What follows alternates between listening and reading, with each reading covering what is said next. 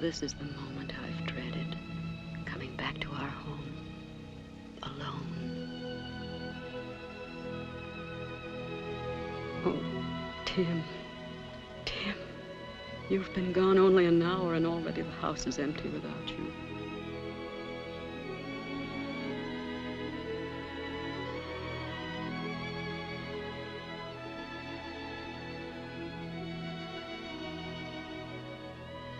Darling, forgive me. I've held myself together through all our goodbyes, and I've tried to understand. But I still don't know why you should risk your life. You, the best-natured and dearest person in the world.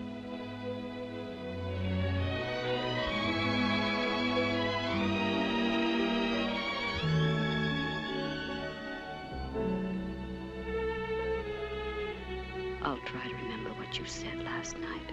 That years from now, this will seem the greatest adventure we ever had, even though we had it separately. But I have no courage, Tim. You know I have no courage, and I have no vision.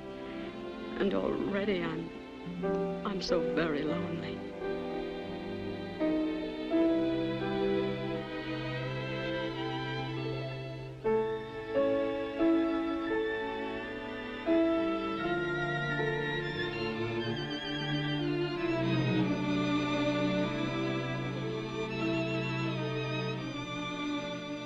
We've had, at least today.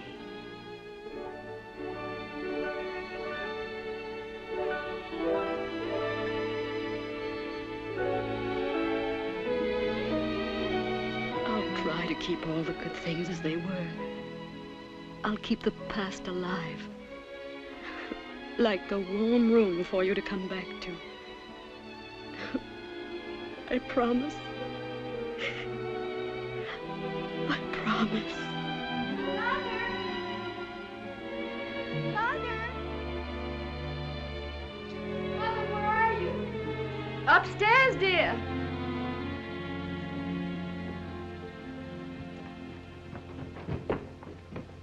Hello, Mother. Hi, darlings. Are you awfully wet?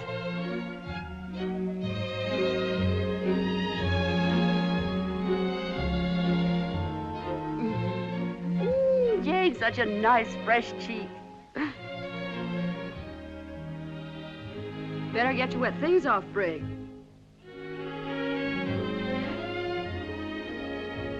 Pop get off all right? Was his train on time? I think it was just mean of Pop not to let us go to the station with you. Oh, darling, you know how much he loves you. He didn't even want me there. You know how he hates a fuss. Now, Louisiana's not so far. And he'll be home on leave before he goes. He looked so swell in his captain's uniform, didn't he? Bet the others were all jealous. I'd hate a squinchy little father. Pop looks like a parade all by himself. Did he have my present with him? Right in his pocket, Brig. I hope he keeps all his money in it and everything. I hope he buys all those generals a drink. And maybe he'll be a major by the time he gets home on leave. He can be a major anytime he wants to. And anyhow, he'd probably rather do something else with it anyway. Like sending Mother a present or what, honey? Oh, I don't know. Buy some magazines or books, maybe. I wasn't really thinking.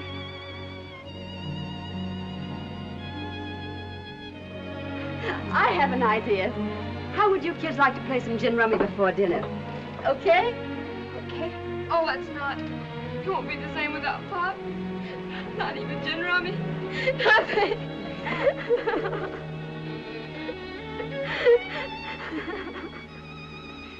Hello, soda?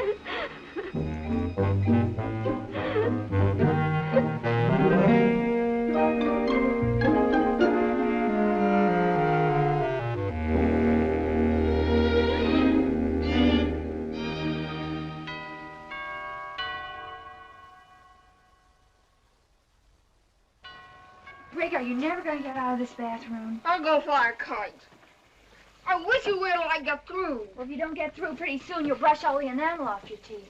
You all stop that bickerment. It's time you girls was getting yourselves to bed. Hi, Fidelia. Hello, Fidelia. Where have you been all day? Where's your mother? I'm in here, in Jane's room.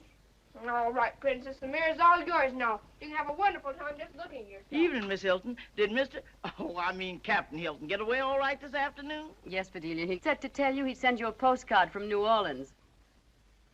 What about you? How did things go? I got that job this afternoon just like you tells him with some lofty people uptown. That's good. The wages is mighty fine. I starts right away. But I ain't gonna be contentment. I ain't gonna be contentment like I've been right here all these years. Well, I'm afraid we're not going to be very contentment either, Fidelia. And what's more, I don't know what kind of a housekeeper I'm going to make. I can tell you something, Miss Hilton. You ain't gonna be very good. Oh, Fidelia. I've been figuring out this budget, and I don't see how we're ever going to make it. I've already arranged to sell the car, and... I don't think the government pays them officers enough. I don't see why Mr. Hilton ain't worth as much to Uncle Sam as he was to that advertising company. Well, anyway, Fidelia, you'll probably have a much easier time than you've had taking care of all of us. Fidelia, you're not leaving us. What's the matter, Fidelia? Did we do something to make you mad? Honey, you couldn't do nothing to make me mad, no matter what. You're just like my own child. Did I hear something about Fidelia leaving? Now, Jane, I'm just as unhappy about it as you are. We can't keep up the payments on the house just by cutting down on your allowances. Dolly, first Pop and now Fidelia. That's enough of that, Brig. I don't want no mourning. Now, you just say good night to your sister and run along to Jane. bed. You too, Jane. Tomorrow's a school day. I'll be right back. The Lord himself will just have to take care of these calamities somehow.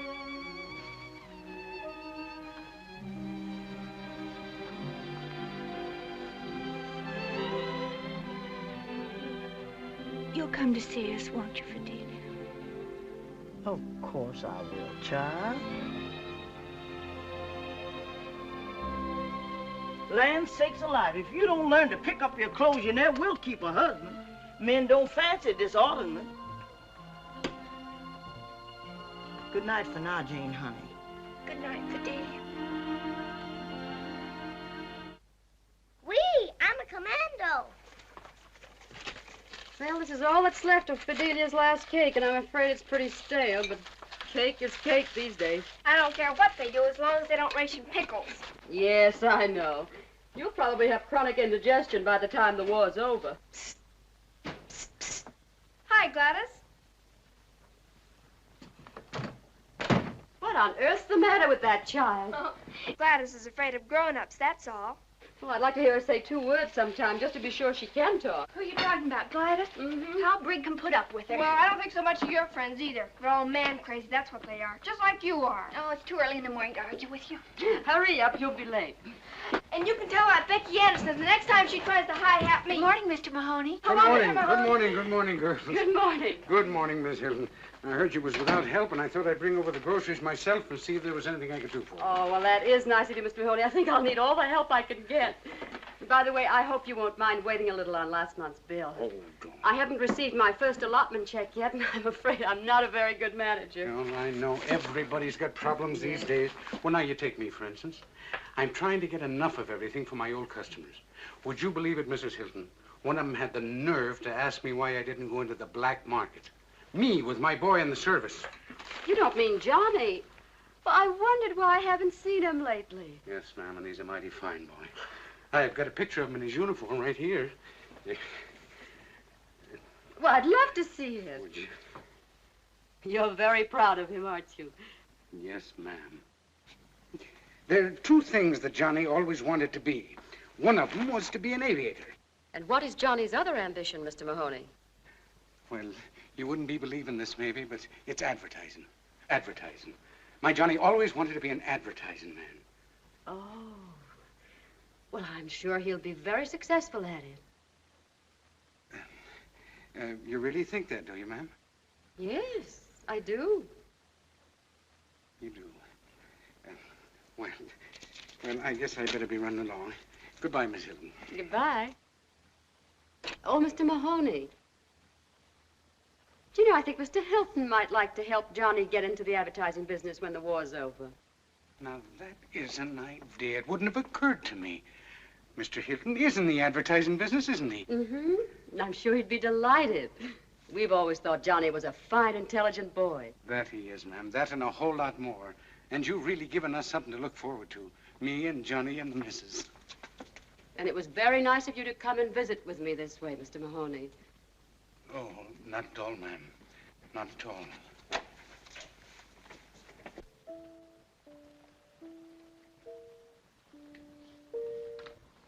Mother, Yes? do you think that I could be a good secretary? Secretary. Why don't you be a wife? You could be their mascot. Oh, all right. Go ahead and start. See if I care. Sell magazines. Everybody's got magazines. I know. Why don't we take somebody into the house? You know, a roomer.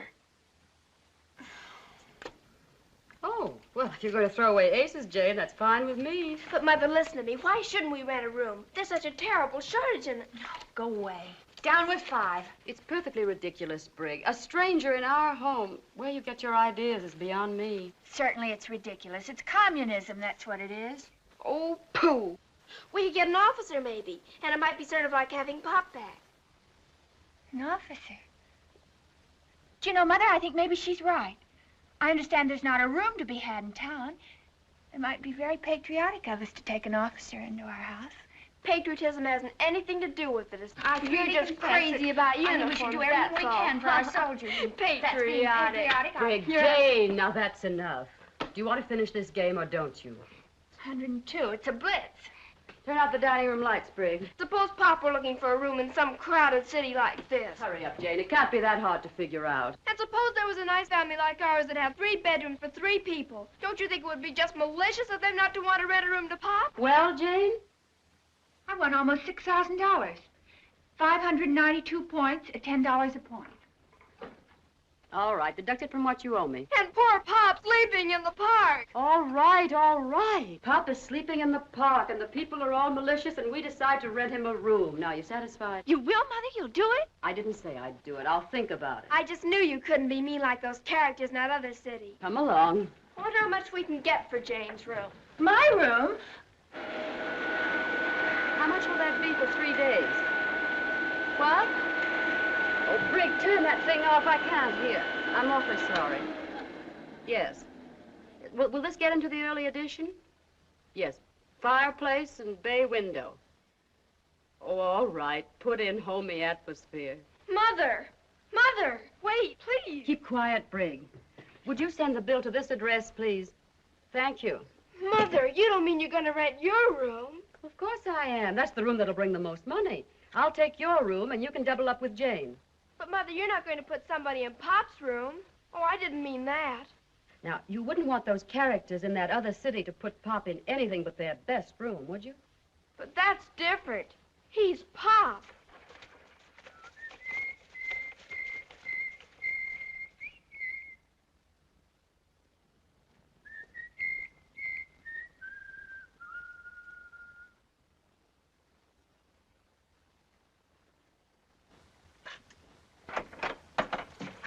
Good morning.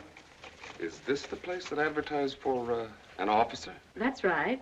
The real fireplace, nice bay window, southern exposure? That's right. Of course, I haven't seen the room yet, but the homey atmosphere certainly seems okay. I guess it's a deal. I'm sorry, but the room's already taken. Oh, I see. I'm sorry you had the trip for nothing. Yes, I can see you're grief-stricken. Jane. Hi, Beaver.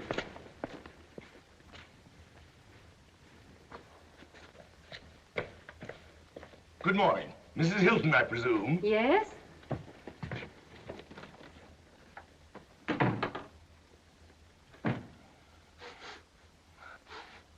May I be permitted to observe this is the first house I've found in this God-forsaken community that doesn't smell of cabbage. Well, it does sometimes. When I we're... was given to understand at the office of the purchasing division, to which I have the misfortune to be attached, that you had a room for rent. Yes, but I specified an officer. You see, my husband... My name is Smollett, William G., Colonel, United States Army, retired. Retired, I might add, by virtue of certain fatuous opinions held in the War Department, which judge a man's usefulness neither by his experience nor his ability, by the number of years since he was weaned.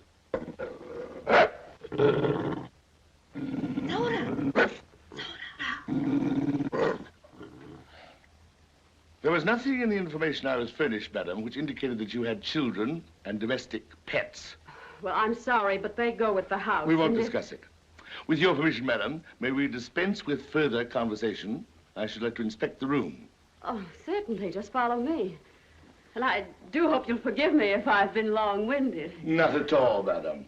Through a full and somewhat protracted existence, I have learned to accept the natural tendency of all women to be garrulous. Oh, you're very tolerant, Colonel.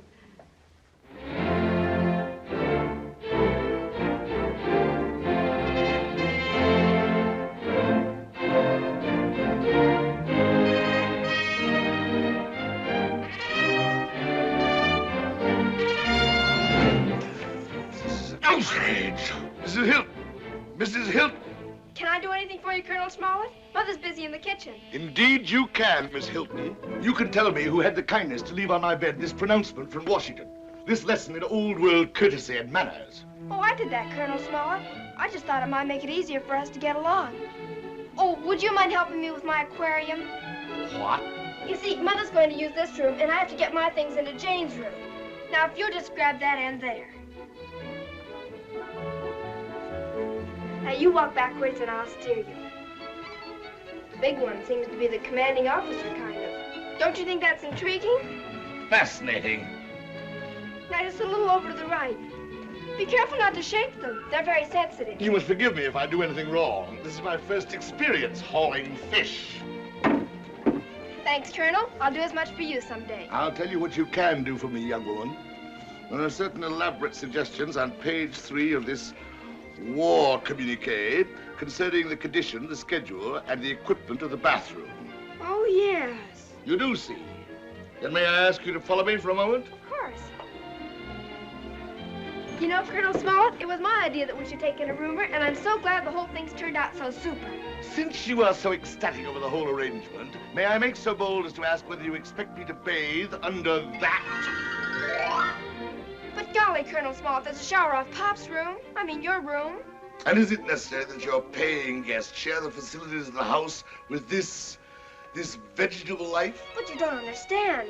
This is the philodendron Pop gave me. It needs water, and I don't think rainwater gives it enough nourishment. Really? Well, just as soon as you think there's no longer any danger of pernicious anemia, would you mind removing that topsoil?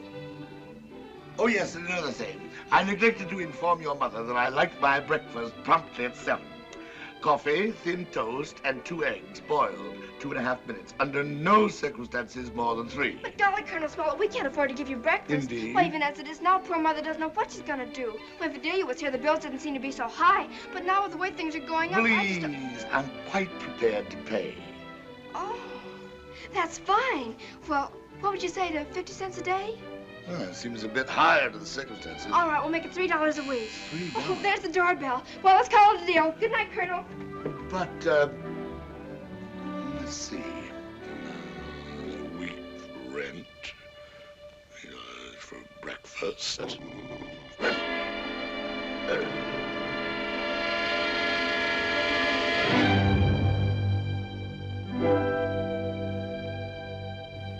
Fidelia! Oh, this is a nice surprise. I kind of thought I'd like to run down and see how you all was getting along.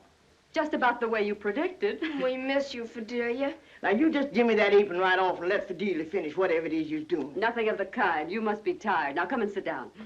Child, would you mind running along? I got some trouble that I want to unburden onto your mother, kind of private life. You go on upstairs, dear. Yes, and I'll come up and tuck you in. All right. Oh, and Mother, remind me to tell you about the momentous deal I just made. All right, honey. Come and sit here, Fidelia. Yes, and thank you. Well, you see, Miss Hilton, it's this way. Them uptown folks is all right in their way, but it's that lazy trash they got working for them. Miss Hilton, I just won't abode in the same quarters with them. No, ma'am. When I finishes my work, I wants my solitude and I wants my privatation. Fidelia, I'd do anything if I could only have you back, but things aren't any better. Yes, my nose. Miss Hilton, your bills is running awful high. High isn't the word for it. But how do you know? Well, I hope she won't think I'm butting in, but I've been keeping in mighty close touch, and when I heard tell this afternoon about that Colonel Smollett, And here I'm making all that easy money, and I reflects maybe you wouldn't mind renting me my old room. Oh, now you know I'd never take any money from you. That room was always yours, and it always will be. I kind of figured you wouldn't take my money, so I've got it all figured out. I can work here on my days off and nights, too. You know, Miss Hilda, I'm just strong as a horse. Oh, no. You're not as young as you used to be. And you're not going to do any work for us. Well, it'll be wonderful for the children and me just to have you in the house. Miss Hilton, that's the most beautiful thing I ever heard anybody say in all my born days. If you don't mind, I'll just go get my bag. Oh, you shouldn't bother going all the way back for it tonight. It ain't no bother, Miss Hilton. It's a sitting right here.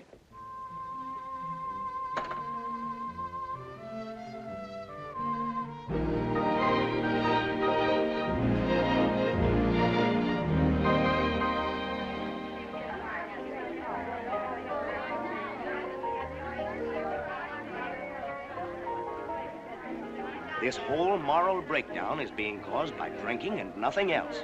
They certainly serve rotten scotch at this bar. Pay as you go with what? That's what I want to know. The one I was with sure was a dope.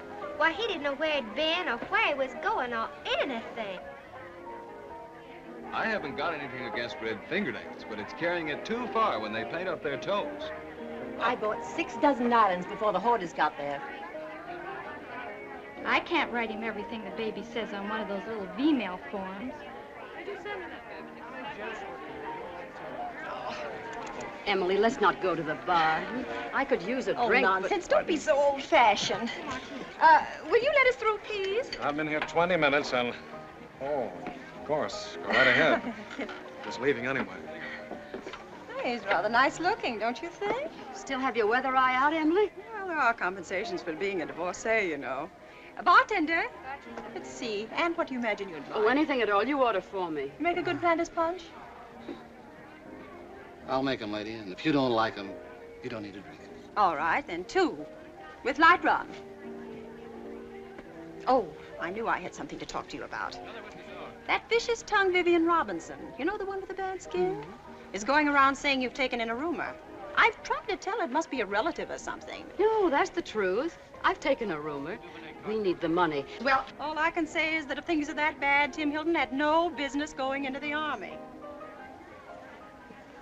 To be honest, I don't understand it myself, but I knew that Tim was miserable from the start not being in it. All these irresponsible 40-year-old fathers dashing off into uniform. Tim. Oh, does it always have to be Tim? Oh, Tony. Yes, the Eternal also ran. What on earth are you... Emily, do you know Lieutenant Willett, Mrs. Hawkins? I've never had the pleasure, but I've always had a soft spot for Navy men. How do you do? Well, my pretty, I didn't know you'd turned into a barfly. I've been trying to get you on the phone all afternoon to tell you that your old lover was back in town. Shh, not a word of it. You want the whole town to know? Well, if you want to be hypocritical about it. I heard that Tim had been shipped out of town, so I went to the Admiral and convinced him that I'd practically charted the Great Lakes. Oh, fine. Well, how long are we going to be honored with your presence around these parts? Just long enough to get ready for a shakedown cruise, but if you're not stubborn, that ought to give me all the time I need. Don't you think so, Mrs. Hawkins? I really don't know, I'm sure. Oh, Emily, I think you believe him. I can't say I'd blame you much. Now, you're what I call a discerning woman. Tony's our oldest friend. He was Tim's best man. Come on, come on. We can give Mrs. Hawkins the vital statistics some other time. Let's get out of here. I need more privacy. But I haven't even touched my drink. Oh, that's all right, dear. We can get another one. Oh, don't let us rush you, Mrs. Hawkins. Goodbye. Oh, what about the check? Don't bother, Lieutenant. I'll take care of it. That's fine. But, Tony, goodbye, Emily. That was a terribly rude thing to do to poor Emily. Oh, poor Emily, my foot. Do you know of any place in this gay metropolis where I can conquer my 2 passions at the same time? Oh, so you've been leading me on. There is someone on the lakes beside me. Don't be silly. I'm talking about you. You and a nice thick steak. The white fish, senor, is simply delicious. Grilled, blunt, maybe you like it. 2 steaks thick. Lobster Creole, speciality of the house. 2 steaks thick. I must tell you the truth, Commodore. We are fresh out of steak since last Tuesday. This is a steakhouse. Look, it says right here. Thick Kansas City steak. I can't help it, senor. There's a war on, you know. Yes, I found that out. All right, bring us whatever you have. Anything but hash. Bravo, senor. You will be very happy. You will see. What are you looking so depressed about? Oh, my life is an endless series of disappointments. No stake, nobody loves me. You wouldn't think so if you'd heard the kids just now when I told them you were in town. I can't figure out just what special charm you have for them. It's just that they have better taste than their mother. If you ask me, I think they believe you're some kind of genius. Those cover girls you used to paint for romantic tales really gave you glamour in their eyes. Oh, gone are the days. Still, you know, Anne, there's a certain similarity between a beautiful woman and a battleship. It must be, or else why would you be so interested in battleships? You got me wrong, Anne. As far as I'm concerned, there never was a beautiful woman but you. Oh. Ever since that summer, the whole crowd of us went up to the Thousand Islands. When I first saw you standing on that little yawl, had on that white bathing suit, remember? With your hair blowing in the wind. What, Tony Willett? When did you get back? Oh, hello, sugar. Give me a ring, huh? Yes, I will. I will. We were in the Thousand Islands with my hair blowing in the wind, remember? Really, Anne, I was nobody at all. Just a girl I happened to meet the last time I was in town. Oh, Tony, you don't have to apologize to me. I'd be disappointed if you ever changed. Look, when we get home, I'll show you something I brought back just to prove What to do you. you mean, when we get home? Just what I said. Suddenly you mean to put me up, don't you? Probably can't get a room anyplace else. Understand the hotels are jammed. Oh, why do these things always happen to me? I don't see why it should be any hardship to you. Tim's away. You ought to have plenty of room. What do you think you're going to do, share my room? The girls can double up. The girls have already doubled up. We have a lodger. A lodger? What? Yes, no, don't start. No, I had enough of it from Emily. We needed the money. Well, why don't you get a job? You look perfectly able-bodied to me, if I may use the word body. What on earth could I do?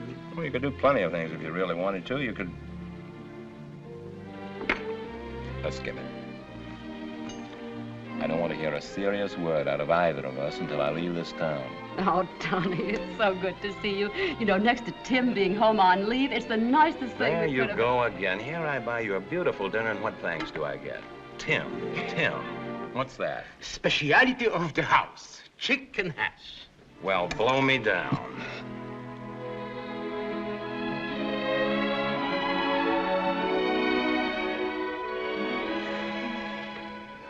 I think Uncle Tony must be the most distinguished-looking officer in the whole Navy. Admiral King's not so bad. I mean, young officers, silly. Well, you'd better finish your homework and stop mooning around. The governor said to the admiral, 16-inch guns. Land sakes, can't they shoot any further than that? Oh, Tony. Uncle Tony! Jane! What's the matter? You don't seem very glad to see me. Oh, but I am. Honestly, I am. Uncle Tony! Briggs! Now, that's what I call a real reception. Uncle Tony, you're not staying with us. Oh, yes, he's staying with us. And don't go spoiling him. We're going to have enough trouble with him as it is. Oh, Uncle Tony, couldn't be any trouble. It's just wonderful having him here. That's right, Jane. Don't listen to your mother. I'm counting on you girls spoiling me plenty. There's just one thing, please. You think you and Brig could cut out that uncle stuff? I'm not your uncle, and it makes me feel 108. Do you mean we're going to have to call you Lieutenant Willett? Tony to you, Miss Hilton. What on earth? Oh, that must be the taxi driver with that mysterious object you lugged along. You won't be so indifferent when you see what it is. I don't know what this thing is, but could be the side of a house, I suppose. These are funny times. I ain't got no change. Don't worry about it. I borrowed it myself. Ah, thanks, Captain. Thanks a lot. Say, lady, sure must be nice having your husband home again. Well, he's not... What's so funny about that? Imagine anybody taking you for Pop. You think your Pop's wonderful, don't you? Well, he is. Sure he is, but you don't have to rub it in. I'll take your bags upstairs. Tony? Oh, don't bother, Jane. Oh, I don't mind, really. I'd love to. Brig, you take one, too. After all, if we don't give the lieutenant some real service, he might decide not to stay here. Aye, aye, sir. Carry on, mates. Oh, put them in Brig's room. I'll move in with you girls. Oh, that'll be fun. Fun indeed. I thought I was through with dormitories. You ought to be very happy about it. You'll get to know your children better. Who's that? Is there something gone bad, Miss Hilton? I wouldn't call it anything good. Well, if it isn't my old girlfriend, Fidelia. Is that Mr. Tony Willett? I thought we was through with you till the duration was over. Lieutenant Willett's going to be our guest for a while. Happy surprise, Fidelia? I don't know about that happy part. Miss Hilton, don't you go let these people turn your pretty home into no boarding house. But Fidelia, I've half a mind not to stay. But the other half tells me to forgive you. What's that? Oh, I almost forgot. May as well have the unveiling right now. Wait a minute, Tony. I want to see, too. All right. Well, let's have a little light on it. I offered it to the Navy.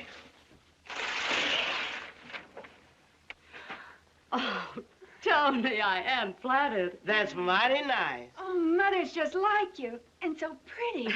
Well, it's really not much. I heard they needed some new recruiting posters for the Waves, and I figured that your face was the one that would...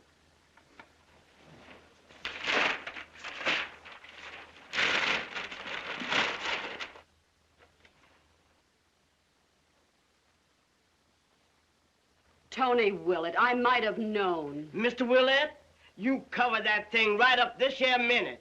Jane, you's no business looking at that. Tony, the Navy Department didn't accept it. No. I never even found out why. I just got the painting back, and the next thing I knew, I was on sea duty. Red tape, I guess. I hope you're having enough trouble. I wouldn't wish this on a chap. Give it a little push, Jane. All right, Tony. Oh, nice going, Jane. Oh, Tony, I'm so sorry. Never mind, Jane. I'm sure your mother put you up to it. Oh, no, honestly, Tony. Which way do I take this thing? Here, starboard on the port side. Here, I'll help you. How are you going to get the bed in here? How am I going to what? No, don't worry. We'll put the mattress on the floor for tonight. Yes, Tony, don't worry. I love to sleep on the floor. Come on. Oh, good evening, Colonel Smollett. I do hope you won't mind not taking one of the mattresses out of your room. Well, not at all. One mattress is entirely sufficient. Tony, Colonel Smollett, may I present an old friend of ours, Lieutenant Willett. How are you, Colonel Smollett? How do you do? I take it your commissioner's in the Navy. That's right, sir. Doesn't surprise me. We'll get the bedstead out in the morning, Colonel. You see, we need the extra mattress tonight. I'm moving in with the it's girl. quite all right. I assume that you're taking the one that I have not been using. Oh, of course. That's fine. Something wrong with one of the beds? There's nothing wrong with the bed. It's just that monstrous animal that seems to be so attached to it. Good night.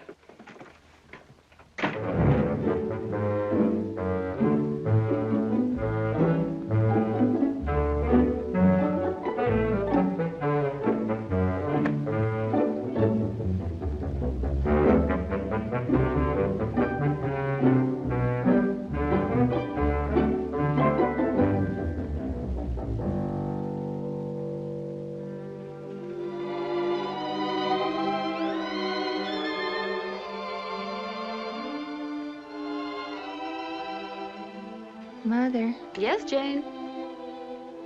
Mother, do you think I have a nice figure? Yes, darling. You have a beautiful figure. Do you think Tony might paint me someday?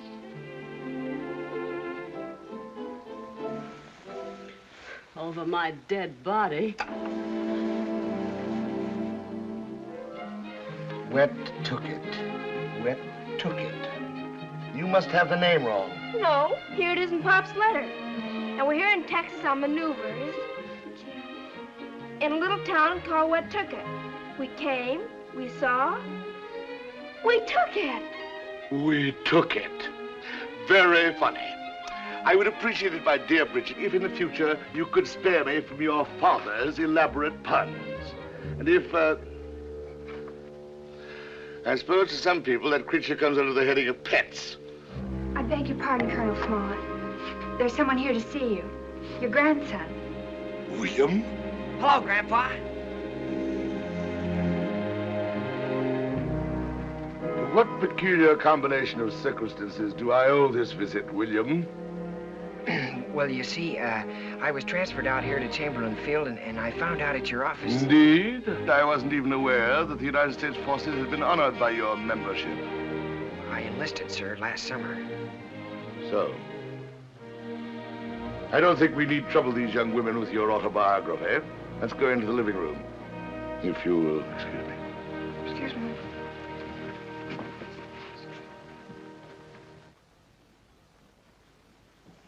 I presume you come to me for help of one sort or another with your tail between your legs.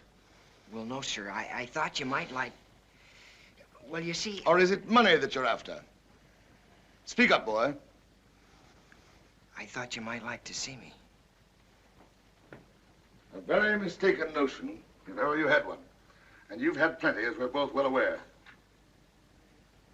After all, I thought that we may not see one another again. I don't know when I'll be shipped out. Come, William. Let's not dramatize these things. There's no need for any pretense of affection between us. You've paid your courtesy call. Well, all right, if that's the way you feel about it. I'm sorry to have disturbed you. You may drop me a line with your address. And if you have any affairs that require attention, I shall have my lawyers look after them. For your late father's sake. Now I'm sure you'll excuse me. I'm a bit tired. Goodbye, Grandpa.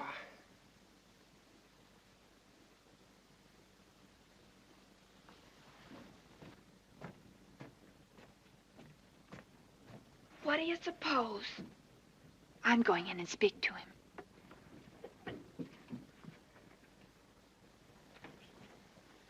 Mr. Smollett. Oh. I'm Jane Hilton. This is our home. Oh, I see. I'm glad to meet you. I hope you like the Army. That is, I mean, are you on leave? Well, just for the day. I'll be at Chamberlain for a while, I suppose, until we're shipped. Oh, that'll be nice. Oh, I don't mean about you being shipped. Oh, I didn't mean that either.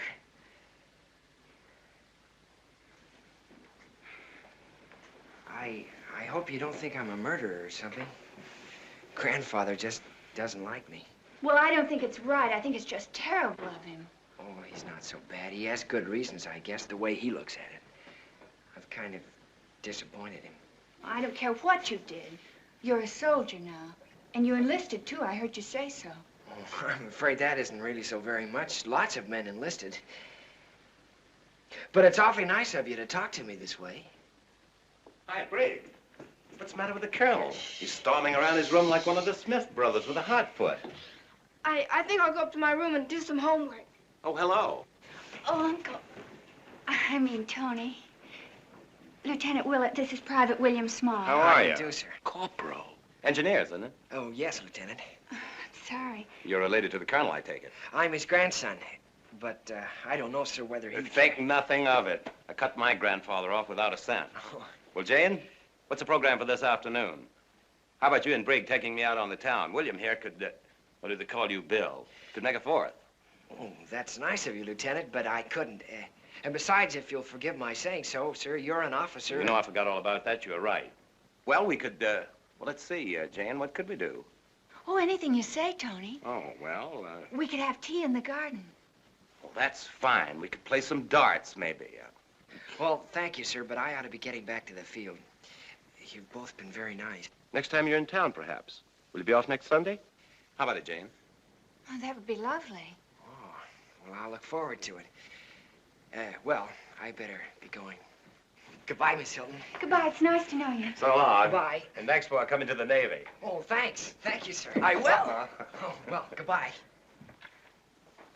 That seems like a very nice boy. Yes, he is a nice boy, but... Now, Jane, you take the word of your old Uncle Tony and be kind to that boy the next time he comes here. Well, he's nice enough, but... But what? Well, he's so young. Besides, he isn't even an officer. Why, Jane, I'm surprised at you. Those are the boys who do the fighting. And largely for their dreams of girls like you. Far be it for me to run down officers. You go right on advertising us, Jane. Every little bit helps. Oh, Tony, I wish... What do you wish, little Janie? I wish I were 27. Now, that's a coincidence. So do I. Where's that Brigg? Do you suppose she ran out on us? Let's go find her. I've got a nickel bet with her on 20 questions.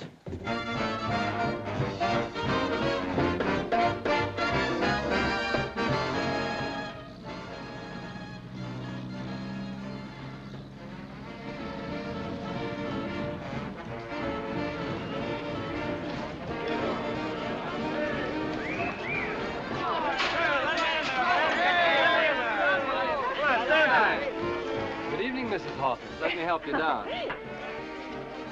My, but you're strong, Lieutenant. Here, men, help the young lady. Yes, sir. Oh, Mrs. Hawkins, I'm so frightened. There's nothing to be frightened of. You just go on in and dance. This here vehicle got Susie Fleming aboard. But a boy named Swenson was supposed to meet me here. Just go into the cloakroom and they'll give you your name. Hi, Becky.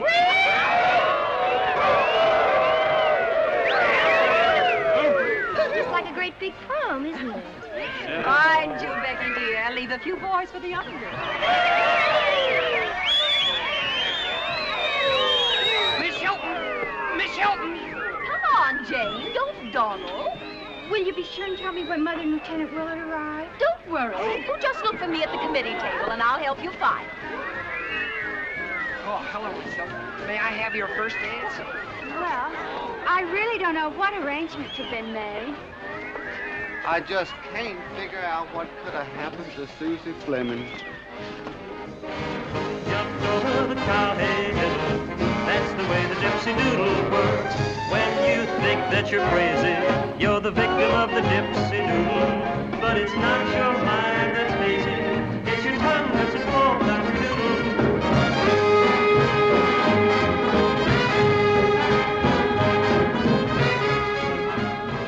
Would it be too much of a favor to ask you to call me, Bill? Well, I don't know you very well, but... All right, Bill.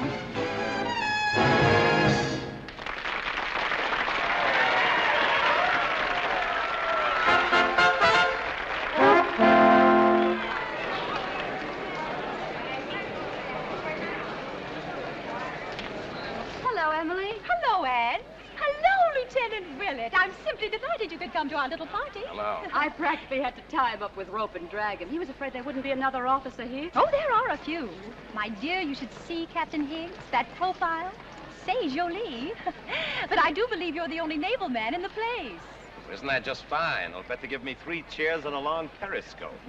You'll have a good time, wait and see.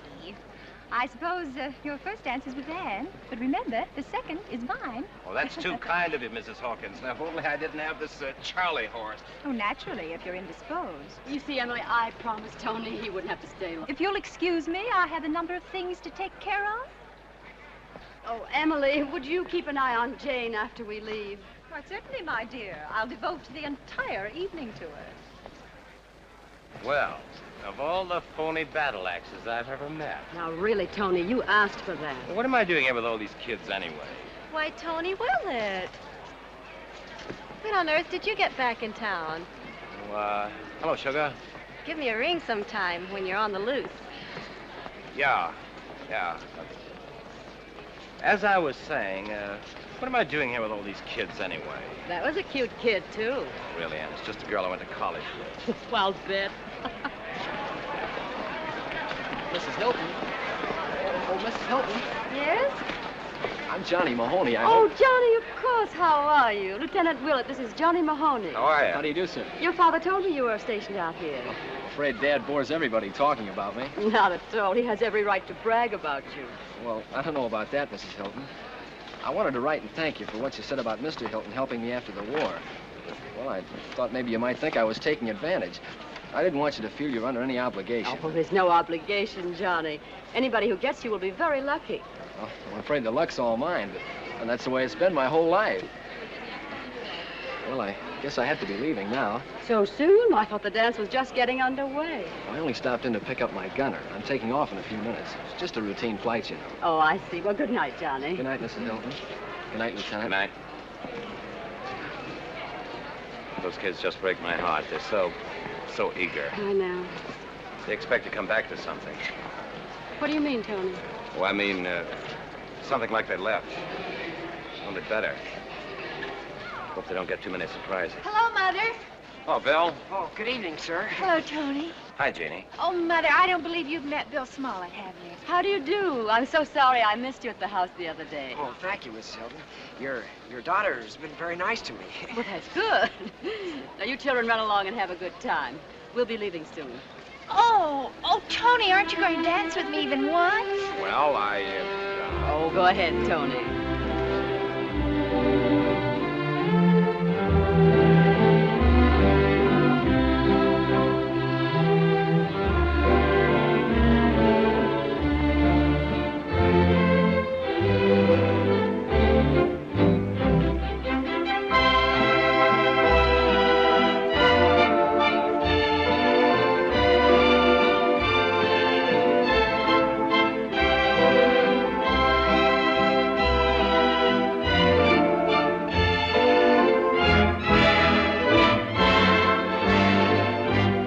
Jane, I'm really very proud of you. The nicest looking girl in the place. Oh, Tony, do you think so?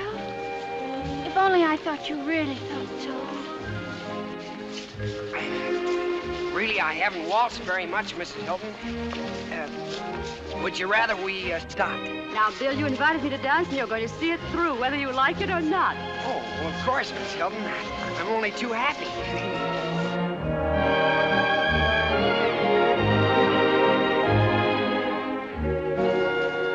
I think travel broadens one's soul. Don't you think so? Hope so. I'll be doing plenty of it. Do you think the artistic life is too bohemian? Indeed, I do. And look what happened to Bohemia. Oh. Did you lose something? Yes, ma'am. Susie Fleming. And I'm beginning to get right worried about her.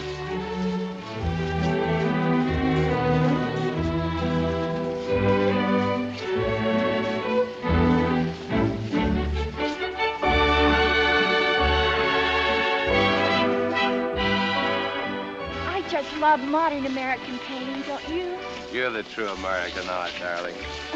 Tony, nobody else ever says things like you. Hey! Oh, I'm so sorry, sir. It's my fault now to watch where I'm going. It's all right, Lieutenant. We know you didn't mean it.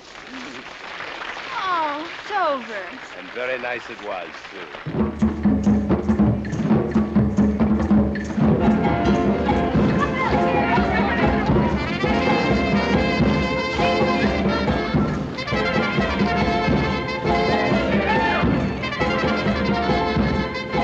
Jane, I think I ought to be behind you. Hope we can find Mother and Tony.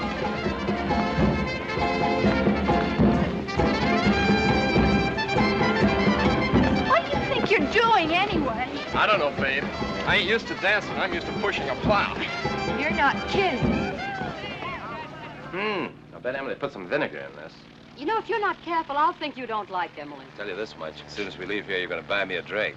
That's the least I'm entitled to after... Why, hello, Tony. I didn't know you were in town. Hello, Sam. It's quite a dance you fellows are putting on here. What's the matter? You look upset. Just got some bad news. Good evening, Mrs. Good Hilton. evening, Major. Plane crash. Don't say anything about it now. It might spoil the fun. Well, that's too bad. Where did it happen? Right outside town. Lost one of my best boys, What was his name? Mahoney. He hit some wires. Oh, not Johnny. Did you know him? Well, I hope he wasn't, But it can't be. We were talking to him here just a little while ago. I'm extremely sorry, Mrs. Hilton. I had no idea that you knew him. I shouldn't have said anything. It's just that I like Johnny very much. I know his father. Terrible thing. Beg pardon, sir. The car's ready for you now, sir. Be right there. Yes, sir. I've got to go and examine the wreck. Not a very pleasant job, I can tell you. Good night. Good night. Good night, Tony. So long, Sam. Oh, Tony, how awful. His poor parents. Lucky Johnny. Come on, Ann. Let's dance. Dance? Look, Ann, you'll be hearing plenty of things like this. Might as well get used to them now.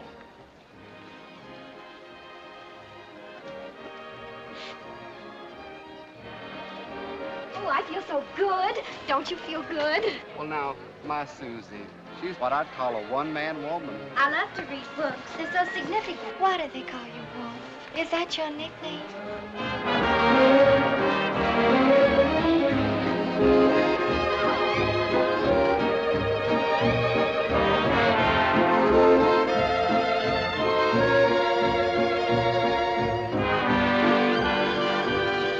Hear what they're playing? together. As I remember, you and Tim drove everybody crazy wherever you went, having them play the thing over and over again. Laughed at the rain together, sang love's refrain together. We knew long ago that our love would grow in storm and sun together. Our hearts as one together. You're gone from me, but in my memory, we always will be together.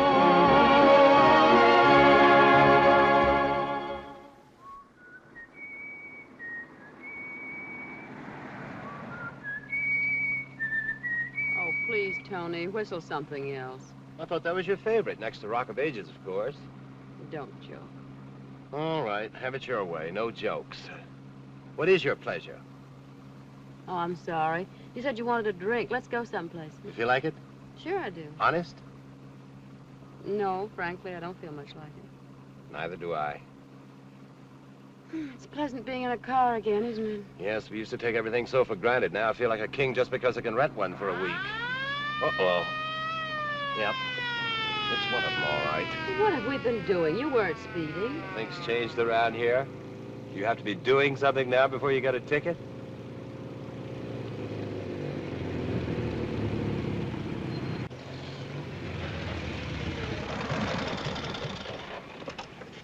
Where do you think you're going? I wish I knew. What's your guess? Gibraltar, New Guinea, Kiska? You station around here? Well, yes and no. Look, officer, I don't want to be rude, but we're not in a very chatty frame of mind, so would you mind filling out one of those pretty little slips and getting it over with? You weren't doing anything. I wasn't. Well, what's all this about? Oh, it's just that it gets so lonely along this road since gas rationing. And say, ain't it a beautiful night? Well, I hadn't noticed it before, but now that you mention it, officer. Well, guess I better be checking in. Nice to meet up with you folks. Thanks. Good night. Get one of them Japs for me. But lay my hands on one, I'll give him a ticket.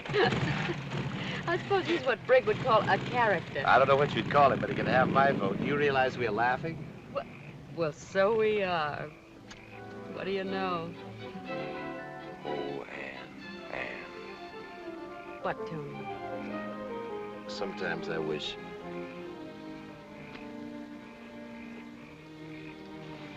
How'd you like a cigarette?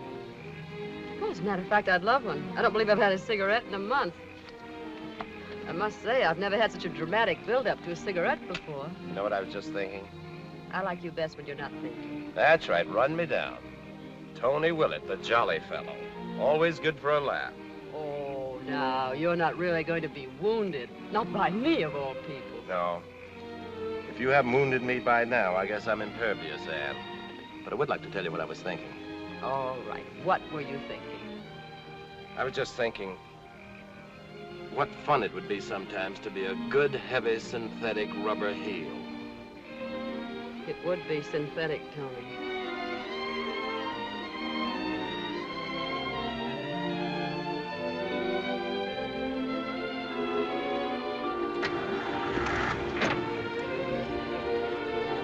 Is it all right now if I whistle together? Go right ahead. I'd like to join in.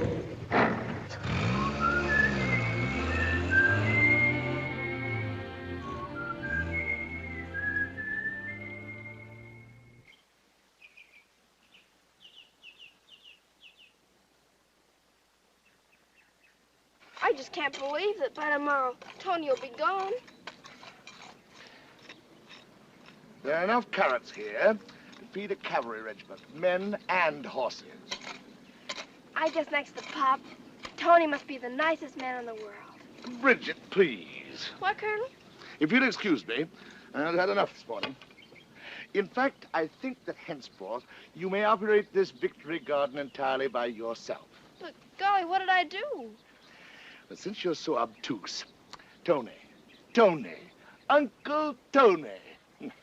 I suppose I'd better look for quarters elsewhere, since that's the way I'm regarded around here. Oh, Colonel Smalley, I wouldn't hurt your feelings for anything. And it's not a question of my feelings. After all, a man does have his pride. Oh, there's the postman. Maybe it's a letter from Pop.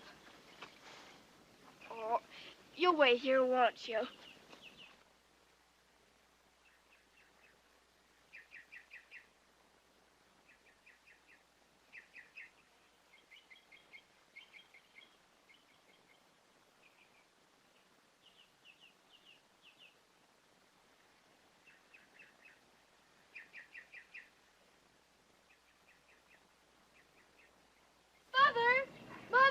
Mother! What's all the excitement about? It's a letter to Jane and me from Pop. Well, bring it up. Come on, honey. Time to get up. Mother, listen. Pop says he may get a leave soon. Isn't that wonderful? Let me see. Jane! What's that about Pop? Mother! Yes? Look! Jane, let me look at you. What's the matter? Oh, darling, I'm afraid you have the mumps. Mumps? Oh, Mother. Tony's last day. Oh, only children have mumps.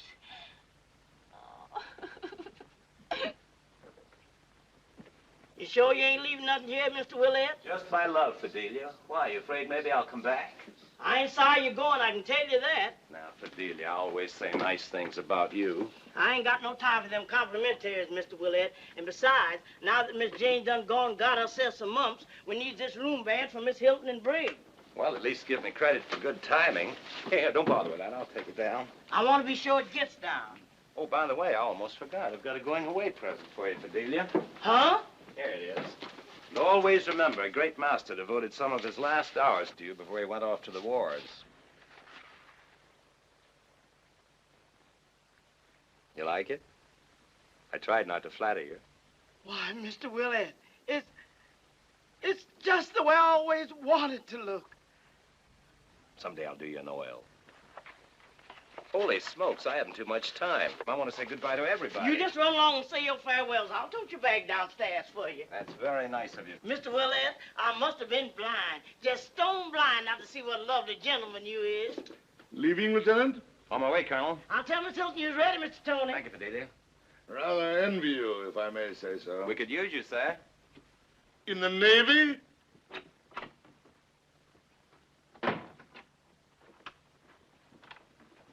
Good luck, Mr. Willett. Thank you, sir. I guess we have to have a Navy.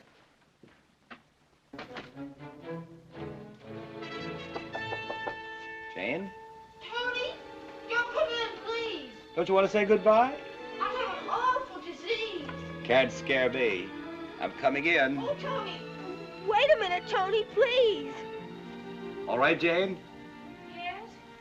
I wish you wouldn't. Hello, Janie. Oh, Tony. You look fine in that kerchief. Probably start a new fashion. Terrible. Oh, no, you don't. You can never look terrible. You're pretty, that's what you are. Don't laugh at me. I never laugh at anybody I love. And I've loved you from the moment you were born. Is that all? It's the best love I have, Janie. It's a special kind of love I keep just for Ann and Tim and the two sweet girls who are part of Ann and Tim. Tony, you're going away and maybe you'll be killed and I've got the mumps just like a baby. I hope the mumps are the worst things that ever happened to you your whole life long. And I won't be killed. Only the good die young, haven't you heard? Then I'm neither good nor young. But Tony, you're just the right age for a man. Little Janie. Want to make a bet? What? I'll bet you that by the time I see you again, you're in love. You're silly. You're the silliest man I ever knew. Now you're making sense. I always knew you had a good head on your shoulders. Will you write to me? There won't be anything to write. There won't be anything happen after you're gone. Ever. All right. But I'll write to you. I have to go now, dear. Goodbye.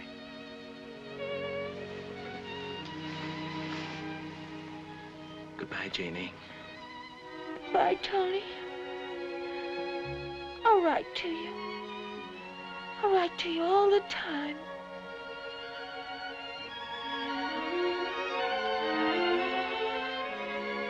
Catch the mumps. What's the matter? Do you want to keep them all to yourself? Besides, I'm no hero. I've had the mumps. I'm immune. Oh, Tony, I wish. Let me wish this time. I wish that I were 17. Oh, Tony.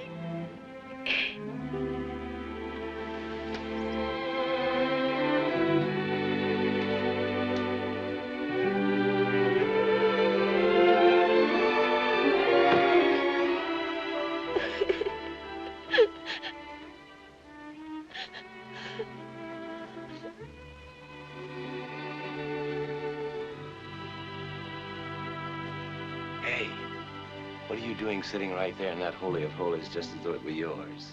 I'm getting it used to being just another chair. May I wake her up? You'd better. She'd never forgive you if you left without saying goodbye.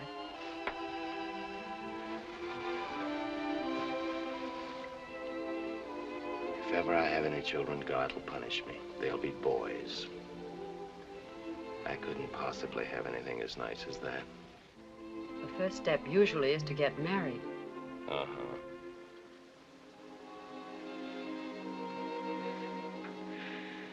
You leaving soon, Tony? Just a little while. Say goodbye to Tony, darling. It's way past your bedtime. I want to talk to him a few minutes before he leaves. Goodbye, Tony. Goodbye, Brig, dear.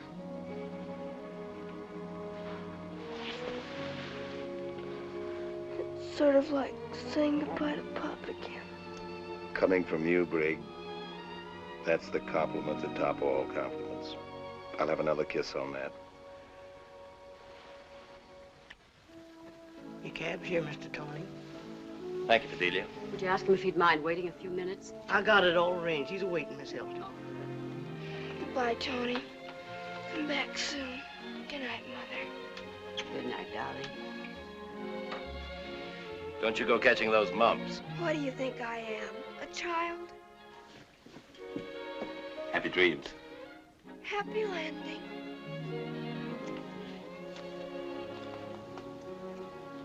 Bye, Mr. Tony. Goodbye, Fidelia. I'll take myself along now before I...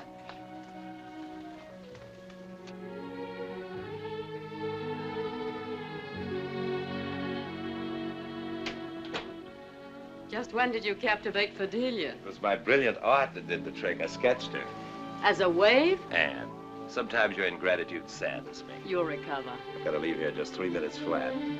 Tony, I'm so sorry to see you go. We've all loved having you. By the way, how did you leave Jane? With the mumps. And with tears, I'm afraid. I haven't much tact, I guess. I didn't know what to say. I know. Poor kid.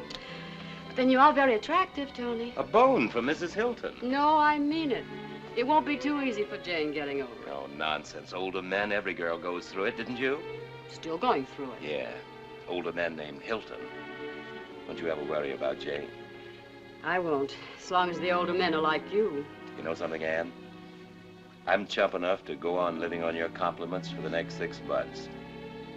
Like a camel in water, you know. How long can they go? I can't tell you. I never knew one.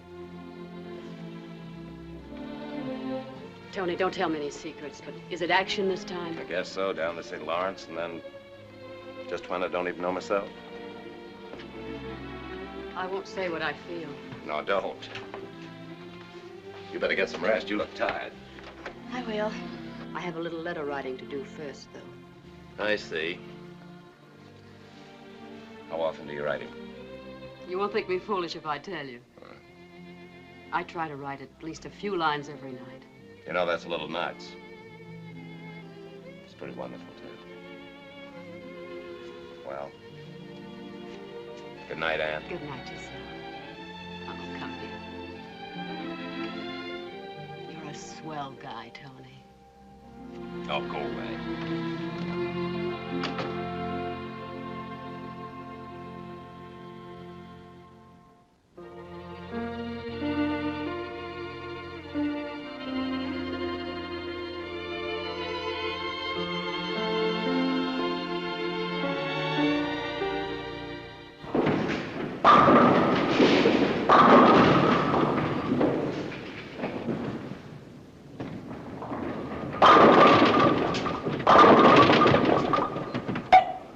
Well, she finally hit one. Now, don't drop it. Bowl it.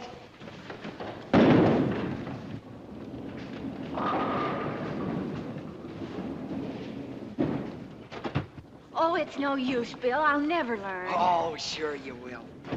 I hurt my thumb. Oh, I'm so sorry. Let me see. Ha, ha, ha.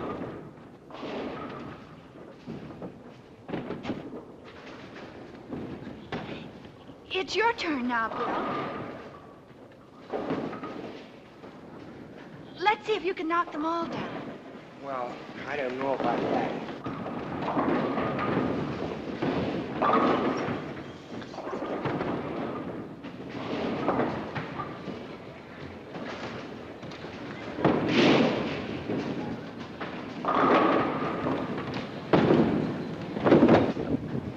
Ha, ha, ha.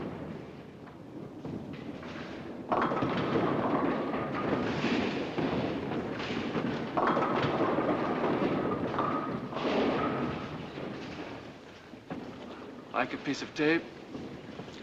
Oh, thank you.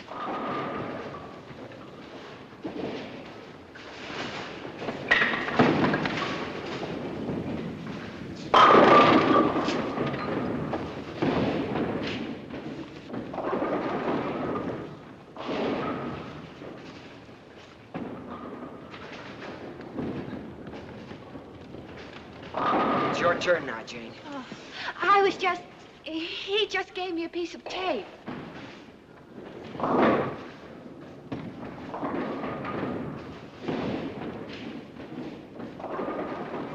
Hi, buddy. Hi. Have a smoke? No. And I'd advise you to mind your own business. I know she's a nice girl. Anybody could see that. And what's more, I don't like your laughing either. Bill, please come down and show me again how to do it. Look, buddy, you can have a fight if you want it, but I was just trying to be friendly. Well, all right then. Bill, speak to me. Gee, I'm sorry. You ought to be. Look what you've done. Me? I didn't do anything. I guess that'll teach him.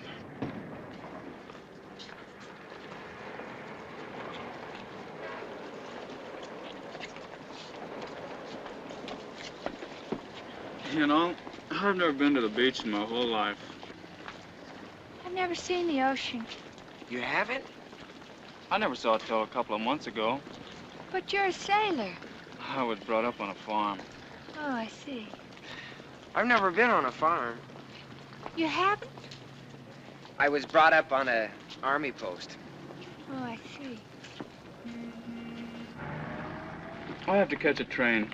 Got to be back at the base in the morning.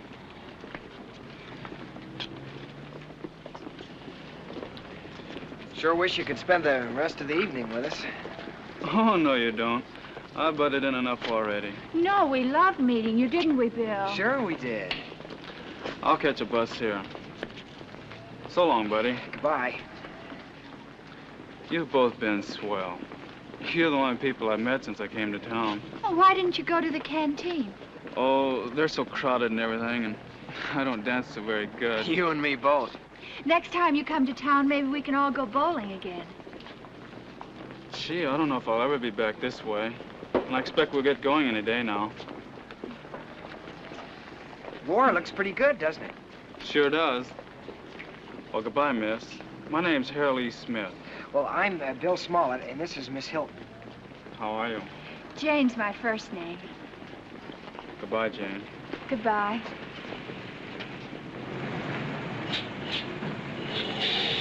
Bye, Harold. Hal. Oh, goodbye, Hal.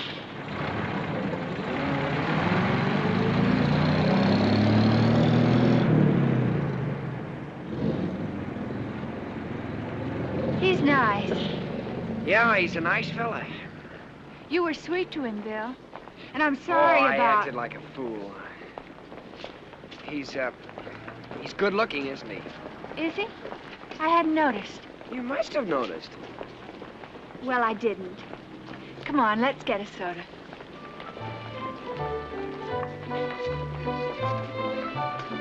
No chocolate.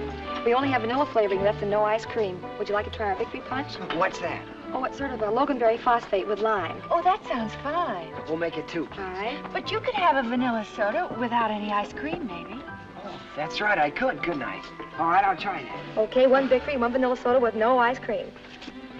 You mind if I smoke? Of course not. Bill, now why are you so timid about things? What do you mean, Jane? Oh, I mean about asking if you can smoke and... Well, nobody else does that. And, well, I mean everything. Is it... I hope you won't think I'm being forward, but is it something to do with your grandfather? No, it isn't that. Although I suppose I've always been sort of scared of Grandpa. But why? Well, I dug up a scoop of vanilla ice cream for you. Oh, thank you. Please pay the cashier and buy war stamps with your change. Thanks, I will.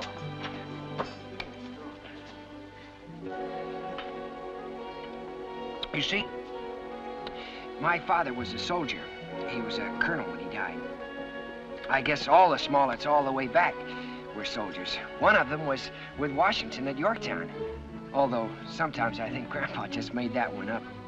I'm sure he didn't. You ought to be awfully proud. Oh, I'm proud, all right. But, something went wrong with me.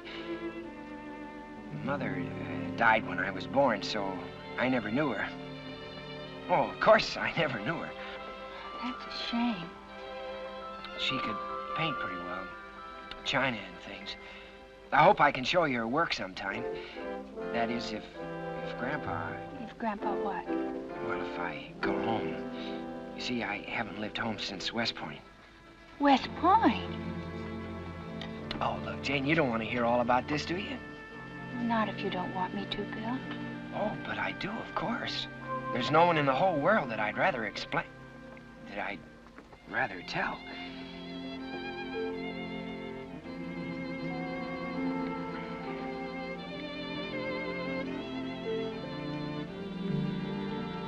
Isn't your soda all right? Oh, yeah, I just don't feel much like it. I thought I did, but... You don't have to drink it, Bill. Would you rather go home and talk? We could sit on the porch. Oh, swell. I'd like that. Soda.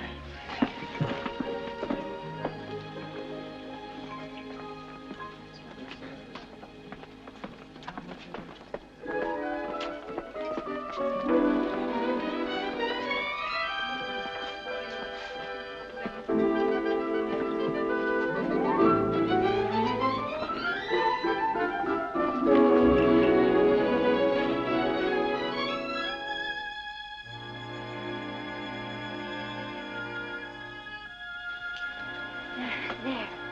Now we can relax. You were talking about how your grandfather always wanted you to be a soldier. Would you like a sandwich or something? He wanted me to be a general. But didn't you want to be a general? Well, no, I didn't. But why not, Bill? I had an idea it was more important to build things. But I don't mean it isn't terribly important being a soldier. I don't know how we'd keep the things we build without them. Of course. But you said you went to West Point. I should think you'd be a lot more than a...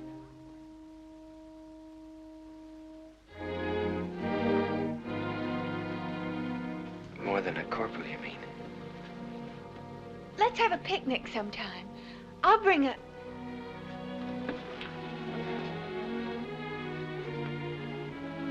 Bill, I didn't mean that.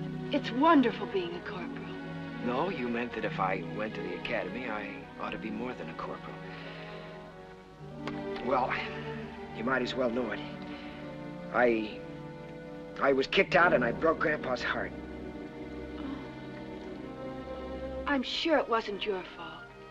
Yes, it was. Bill, come and sit down.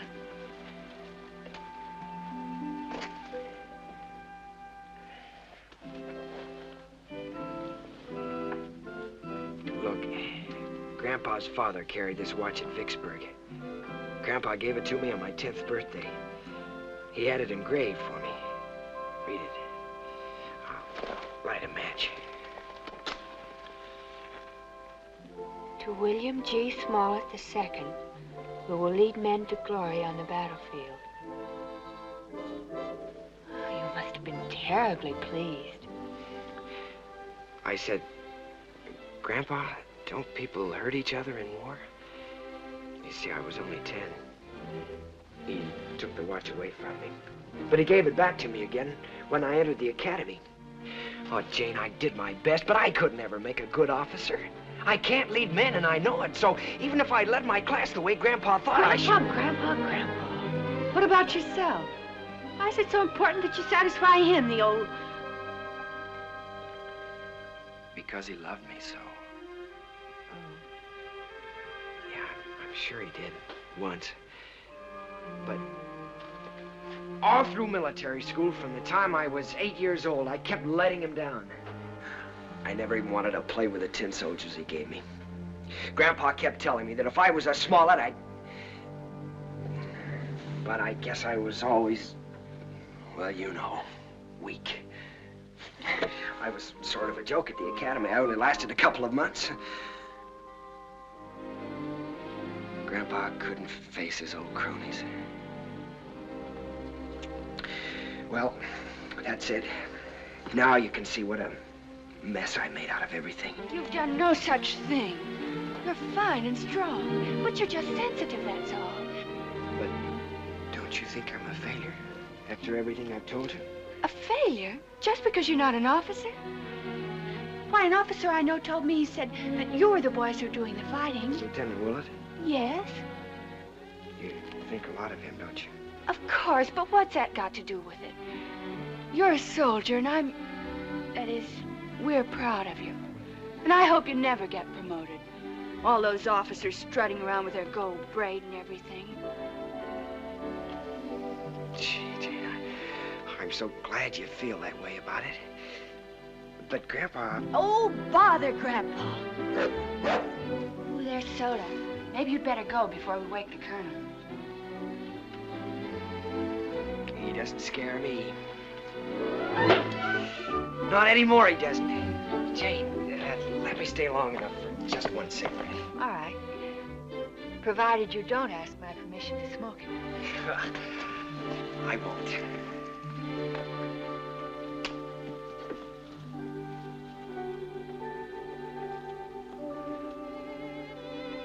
Oh, gee, Jane, I think you're wonderful. Ow! 2.5 minutes, under no circumstances more than 3. Sometimes I think 6 minutes would be more in character. I'll serve the Colonel his breakfast this morning, Mother. See, what's wrong with you this morning, anyway? First, you get up an hour early, and then suddenly you turn into Mother's little helper. Oh, I don't know. I just felt like it somehow. Not that I object. You know, the next time Brigg makes a deal, she can put it into execution herself. Darling, you don't mind, do you? Waiting for our breakfast until Brigg gets down? 2 sets of breakfasts are about all I can handle. Mother? Mm-hmm. Mother, do you like Bill? Yes, of course. I think he's a very nice boy. A little shy, but... Did you have a nice time last night? If he's shy, it's that Colonel's fault, the old goat. That's not a very nice way to talk. Well, he is. He's just ruined Bill, that's what. And I'm going to have a talk with him. Oh, I wouldn't do that if I were you. But why not? Somebody's got to talk to him. Well, it's usually a pretty good rule to stay out of other people's business. But then maybe it's better if you learn the hard way.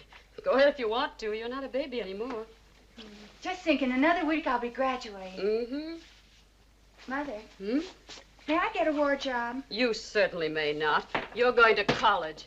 College. But, Mother, all the girls are talking about getting war jobs. Now listen to me, darling. I promised your father, and I promised myself, that all the things we planned for you are going to come true, war or no war. But I want to do something. But we're doing all we can, dear. Those are the things that Pop is fighting for, so that you girls can continue. It is 3 minutes after 7.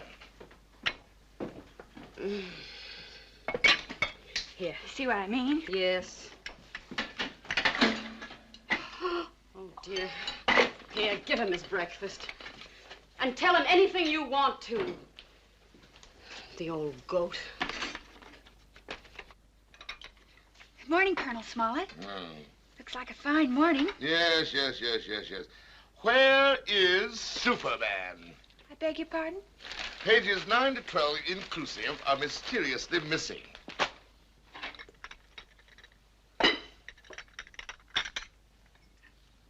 Where's the other one? Brig? Oh, it's a little early for her. The other egg. Oh, that's the only one we have. There's getting to be sort of a shortage. I guess the hens are busy with war work.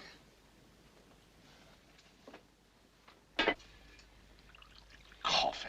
Colonel Smollett, do you mind being talked to at breakfast? I most certainly do mind. It's about Bill. About whom? Bill, you remember your grandson. Yes, indeed, I do remember. What about him? He's a nice boy. A most interesting observation, Miss Hilton. I'm afraid you don't understand him. He really needs you to help him, like a mother. He has an inferiority complex, and... Young woman, I have handled men for 35 years, and I don't think I require any instructions on the subject. Least of all about my own grandson. Oh, I was only trying to help. He respects you so much. Then I'll thank you to do the same, and to stop your intrusion in my affairs. If you only knew the first thing about psychology, you'd know better than to try to browbeat him. Colonel Smollett, if you'd only listen. You may advise your mother that henceforth I shall have a decent breakfast downtown for 40 cents. I think you're a rude, mean, horrible old goat. Oh, beautiful for spacious skies, for amber waves of grain, for purple mountains' majesty, above the fruited plain. America, America, God shed his grace on thee, and crown thy good with brotherhood, from sea to shining sea. It is now my pleasure to introduce the class president, Miss Becky Anderson. Class president, class pinup girl. I heard all about how she got elected. Oh, that's not fair, Brig. Becky's a very bright girl. She most certainly is. I should say that Becky's one of the brightest and one of the most attractive girls in this town. Oh, I wouldn't go so far as to say that. No, ma'am. Ladies and gentlemen, honored guests, my subject for this occasion is women's place in the war.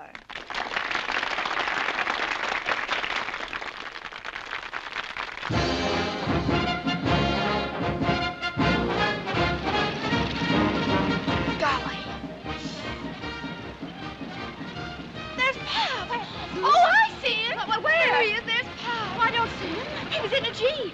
Oh, you imagined it. No, honestly. Yes, Mother, really, it was Pop.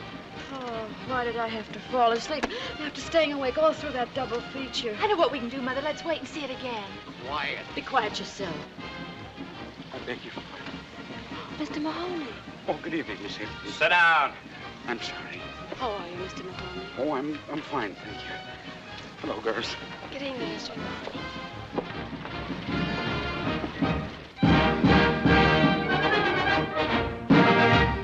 Stone City, Nebraska turns out to greet Sergeant Tommy Blair of the Army Air Forces. Tommy, seated between his proud father and mother, joyfully receives the plaudits of his hometown. You say it's animal? That's right. And its home is in the Middle West. And it makes a noise like a lion, but it puffs like a locomotive. Better give up.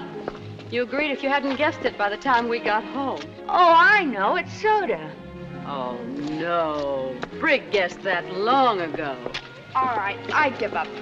It's Colonel Smollett, silly. Oh, Mother. What's that? Mother, what do we do? Is he dead?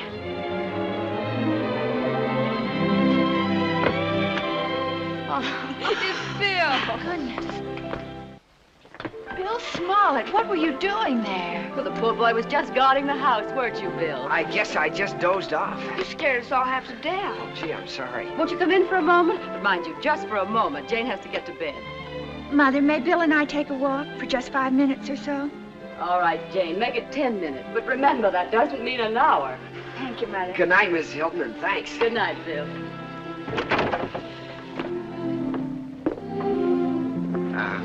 Gee, I'm sure sorry I missed your graduation, Jane.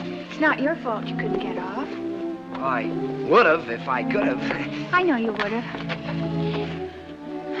Shall we go this way? Oh, that'd be fine. Or this way? Okay. No, I think the other way's better.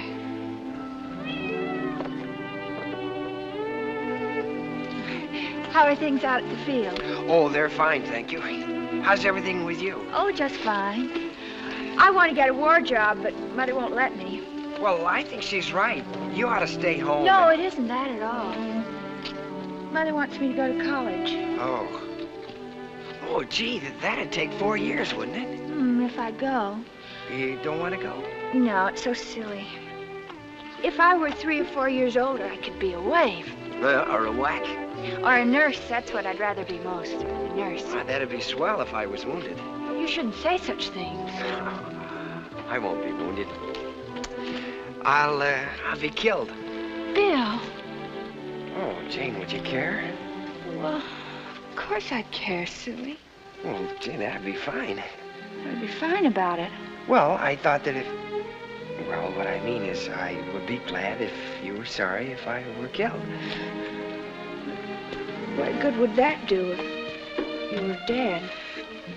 Yeah, I guess you're right. I don't ever want to hear you talk like that again. Okay. I'm sure sorry I missed your graduation. Jane! Well, the 10 minutes aren't up yet. Jane! Jane! What's the matter? Wire from Pop. From Pop? Is anything wrong? He's going to be someplace for an hour between trains and wants us to meet him there. Hurry, where? I don't know, but hurry. We have to get a train.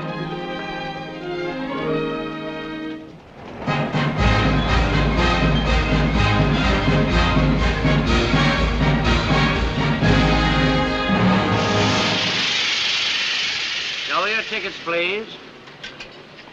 Did I get your ticket? Oh, yes. My daughters are back there. If we keep stopping like this, I'll miss the biggest deal of my life. Well, I'm in no hurry. I've got plenty of time from now on. Tickets, please. Oh, yes, I got yours before. My husband's never even seen the baby. Hmm? Did I get your ticket? My mother has it. Oh, yes. I think babies are just about the cutest things there are. What's his name? Dwight Eisenhower O'Brien.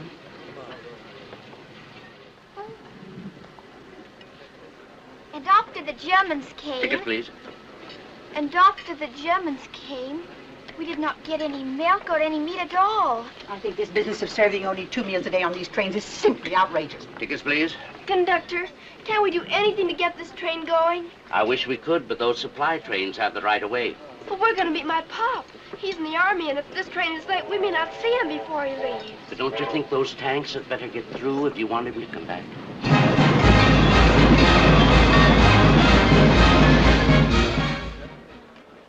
Captain Hilton! Captain Timothy Hilton! Captain Hilton! Well, he said the lobby. Sorry, ma'am. He didn't answer the page. Well, I can't imagine. Oh, here. What do we do? We're so late. Thank you. Thank you, ma'am. I'm sorry, there's nothing available until October. I beg your pardon. Are you sure there's no message from Mrs. Hilton? I'm quite sure, but I'll look again if you'd like me to. Maybe he hasn't gotten here yet. Well, but Pop's always so dependable. Well, it wouldn't be his fault, silly. Are you sure you have the right hotel? Oh, yes, definitely. Oh, yes, here it is. Mrs. Timothy Hilton. Thank you. Oh, I'm sorry. They're all filled up. I can't help it if he is with the LPA. We missed him. Oh, Mother. I know you'll understand how heartbroken I am that my orders wouldn't permit me to wait. Kiss the kids for me. Is there something wrong, madam? What? Oh, no. No, thank you. The only address I can give you is APO number 805, care of Postmaster, San Francisco. Army Post Office. But, Mother, that means we won't be seeing him before. Oh, Mother! No. Sorry. No reservations until October.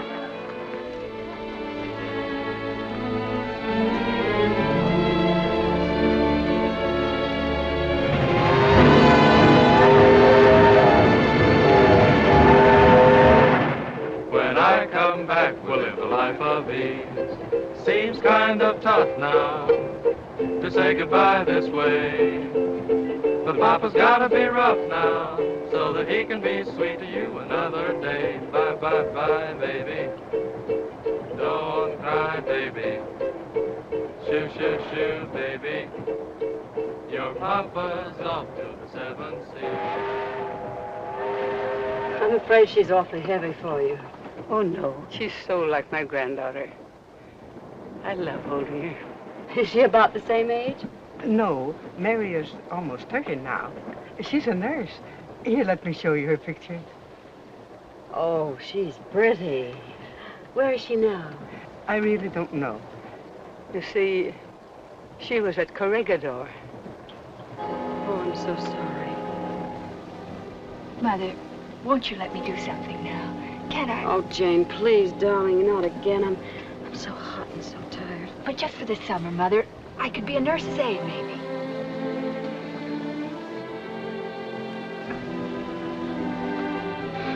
All right, Jane. Oh, gee, Mother, that's swell.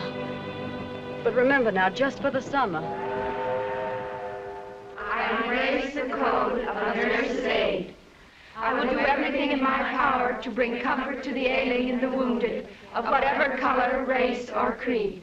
I will accept no compensation and seek no reward.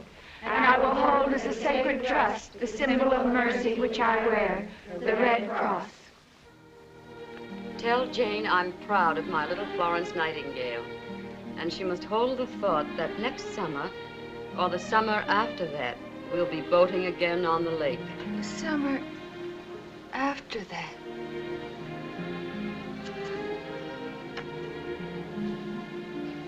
And tell Brig that her candy is all the sweeter because she made it. But I'm worried about your ration points. You mustn't waste them on me. Waste them on Pop. He's thinking of us, darling. We get everything we could possibly want. And don't tell Fidelia, but the grub is wonderful. I'm gaining £1 pound a week, and if it doesn't stop soon, they'll have to make me a general just for appearance's sake. That's all for tonight, except... Except for what, Mother? The rest is to me. Mother, I want to hear it. Can't I have any privacy at all? It's just for Mother, Brig. Didn't you hear? Oh, all right. Oh, you can hear it. It's not that secret, silly. That's all for tonight, except to say that come war, come jungles, come Japanese, they're all so easy to take. Because at the end of this, my darling, I know there waits for me your love. There. Are you satisfied?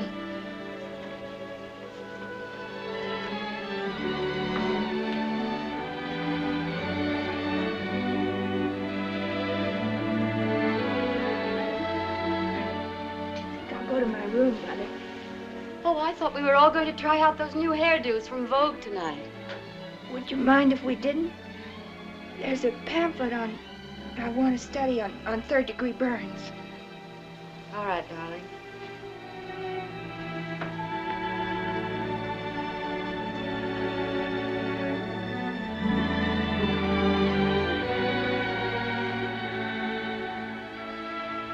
We can try them, Brig. I think it's high time something was done about your hair anyway. You want to, Mother?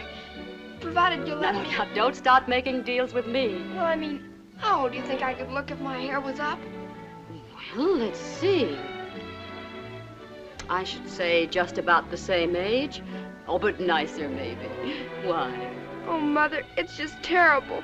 My not doing anything about the war at all. It seems to me you've rolled bandages, you've collected salvage, and you yourself told me you've sold more war stamps than any other girl in your class. Not that that's any surprise to me. Oh, but that's all kid stuff. It's no such thing. I know it's important, but... Oh, Mother, I miss Pop. Something awful. I know, honey. So do I.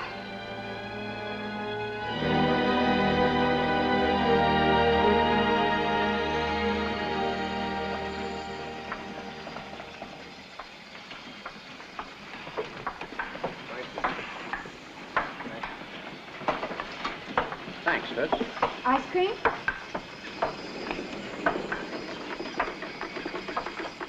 Ice cream again? Sure wish I had some watermelon. Now, you men watch Joe carefully. All it is learning how to walk again.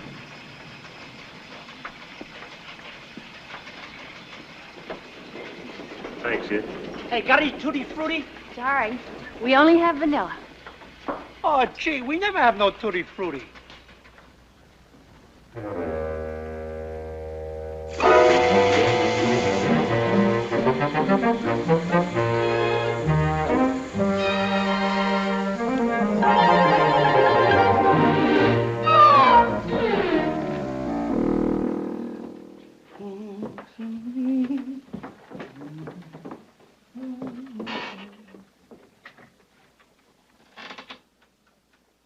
Wake up, Miss Hilton. Wake up. What is it? It's most time for dinner. Wake up. Oh, Fidelia. Where's Mr. Hilton? Mr. Hilton? Oh. Oh, I guess I must have been dreaming. You sure was sleeping hard. Aren't you home kind of early? Yes, I'm a little. I got a new union rule for myself. 6 o'clock quitting, unless I likes people. Is that for me? Oh, yes, I almost forgot. That's why I woke. What's the matter, Miss Hilton?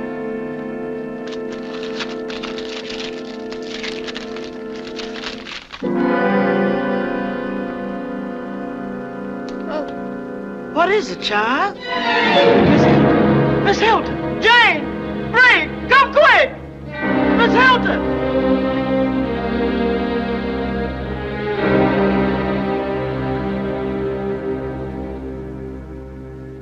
I pray the Lord my soul to take. And God bless Pop and Mother and Jane and Fidelia and Uncle Tony and Soda. And please, God, make Pop safe. Oh, I know he is safe. You wouldn't let anything happen to him. But please, make him safe anyway. Amen. Make Pop safe. Jane, are you awake? Yes, Britt. Do you mind if I get into bed with you? No, I don't mind.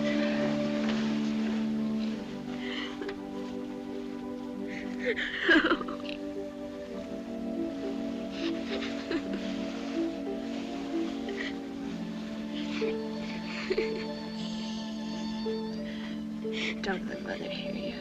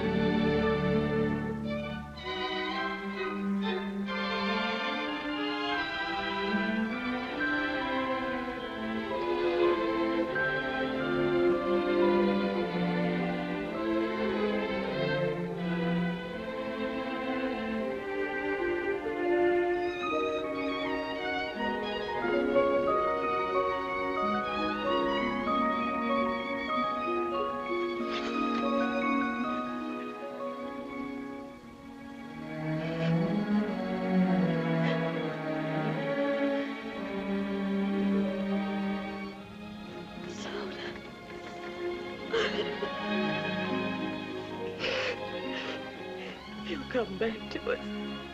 You come back.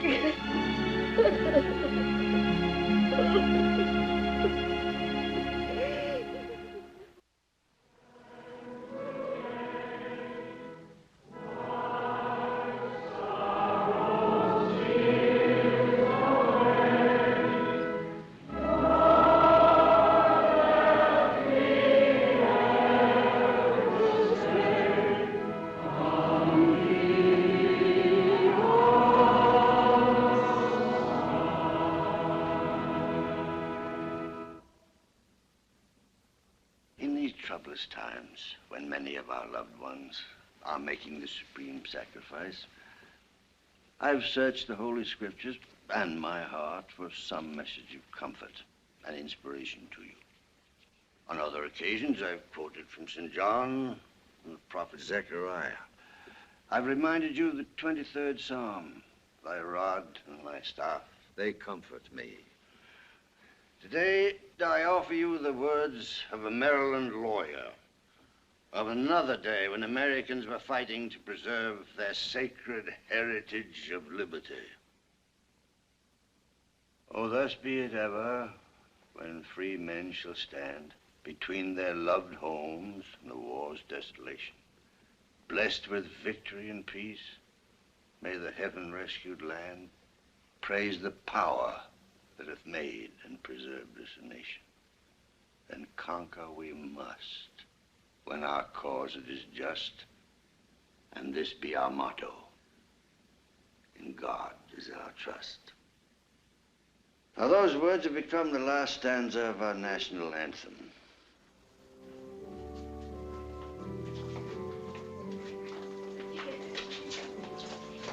Bye.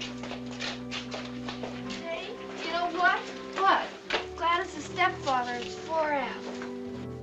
Oh, Anne? Jameson's a nice old duffer, but I don't know why we have to have all that flag waving. Well, how's everything going with you, Emily? Still having a good time, I hope. Oh, you know me. Carry on is my motto, come what may. Yes, Emily, you're one woman who can be depended upon to maintain her standards in these times. Well, thank you, dear. Hello, Mary. Hello, Anne. I was so sorry to hear about Thank you, Mary. I've been meaning to call you, Anne. Really, I have. I just heard the other day about Tim. I'm terribly sorry. Thank you, Emily. But you mustn't give up hope. C'est la guerre. By the way, that's a very cute frock you're wearing. I remember admiring it last year. No, the year before last. Really? Oh, but then, of course, you never were much interested in clothes. Well, I must run along now. Goodbye, girls. Goodbye, Mrs. Hawkins. I like the way Jane's looking. Oh, and dear, if you run into difficulties about your food, I have a cold storage pantry all to myself, just filled with goodies. Thank you, Emily. We do beautifully on our points. Well, if everybody had my foresight, there just wouldn't be any shortages the way I look at it.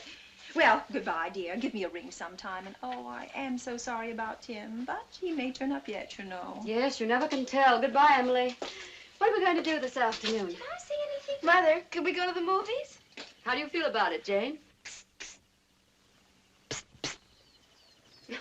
That child, can't she do anything but hiss? I'll go see what she wants. There's a wonderful concert today in the park. The last of the season. How does the idea of listening to music bore the two of you? Well, the fact of the matter is... Well, yeah, I think a concert sounds like a good idea. Don't you think so, Jane? Well, I don't know, Bill. If you feel like some music. Or would you, by some remote chance, like to be alone with each other this afternoon? Oh, no, Mother, Mrs. Hilton, honestly, really? but we thought it might be nice if we went out to the country for the day. Mother, would you mind if I went over to Gladys's for lunch and stayed the afternoon? Darling, no, you run along if you want to. Thanks, Mother. And see if you can teach her some semaphores. Bye, Bill. Bye, Ray. You see, Mother, Bill's leaving tonight. He's been transferred to, what do you call it, Bill? A staging area. Bill, So- I didn't know. Do you know where? Well, yes, but... Oh, of course you can't say, no. Or whether you're going to come back here. No, it'll be the last stop, I suppose. Isn't that awful, Mother? I'm sure it's what you want, isn't it, Bill? Oh, yes, ma'am. If it weren't for... May I see Bill off, Mother? You see, I don't have to go back to camp. I'm catching the Pathfinder at midnight. May I please, even if it is late? Of course. Provided I can, too. Oh, would you, Mrs. Hilton? That's wonderful. Oh, Mother, you're so sweet. You almost knocked me over. Will you have supper with us? Oh, no, thank you, Bill. I have a million things to do. I'll see you at the train. So long, kids. Gee, she's nice. She's so lonely, Bill. Yeah, I know.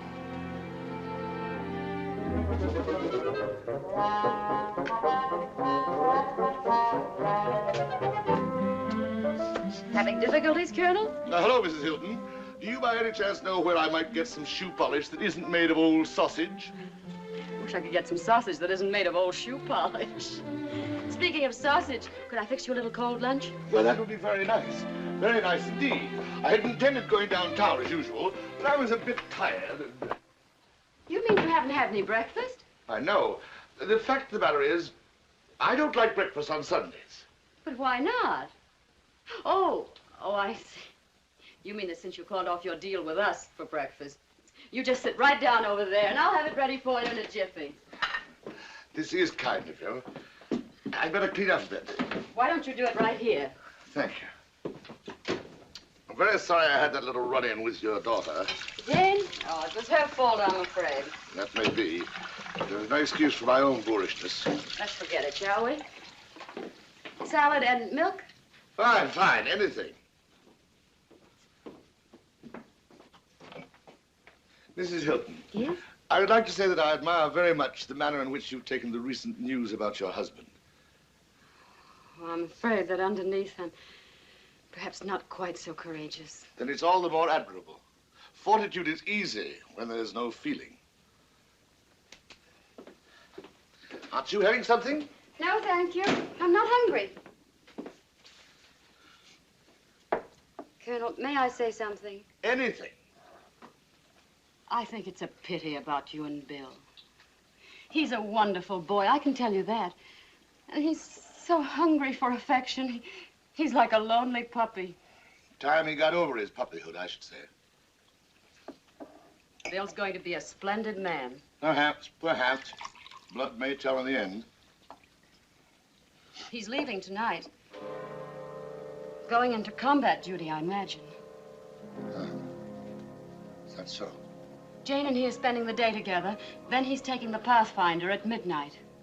I have an engagement tonight. Oh, that's too bad.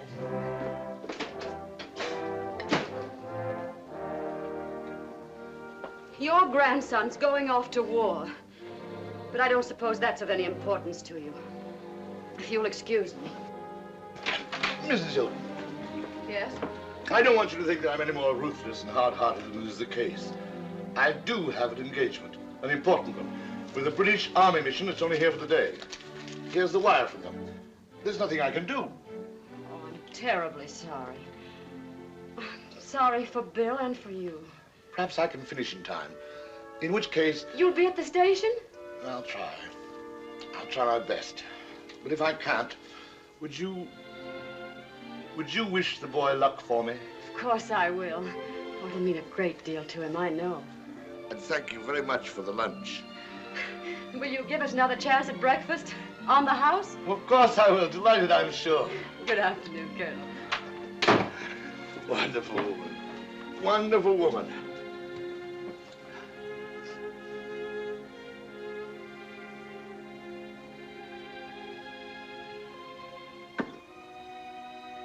Was a farmer, had a daughter, and her name was Clementine. Like she was and like a fairy, and her shoes were number 9.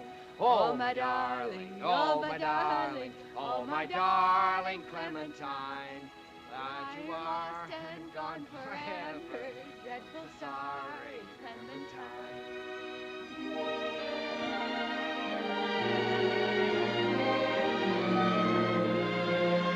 I was just thinking how much fun it would be to stay out here always. Just like this. Just the two of us. Oh, Bill, if we only could.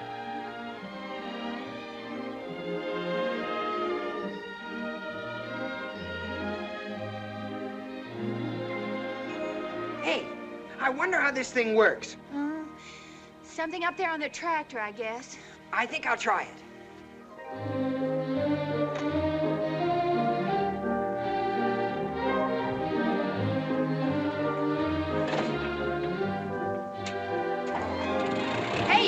like a cinch. Sit tight and I'll give you a ride. Oh, Bill, be careful.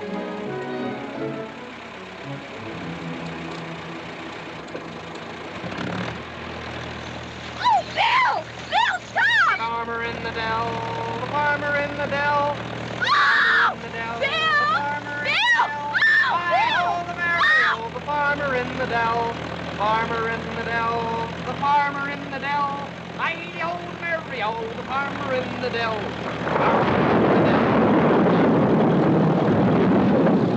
Jane, we better get out of here.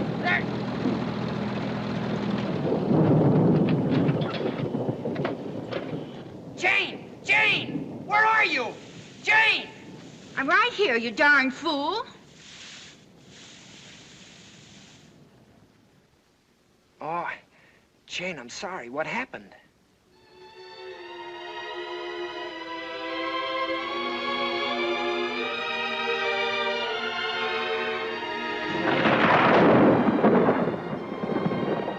We better get inside someplace before it starts to rain. Come on, Jane.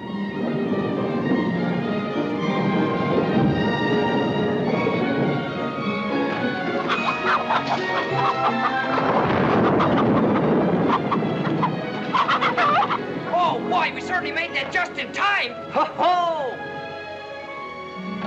How'll we get home if this keeps up? Must be almost 7 o'clock. Oh, what do you know? You guessed it. It's just exactly 18 minutes to 7. Only 5 hours more. Oh, I almost forgot for a little while. I didn't forget. Not for a minute. I thought about it all day long. Well, gee, I never thought anybody'd care about me. Anybody like you. Bill.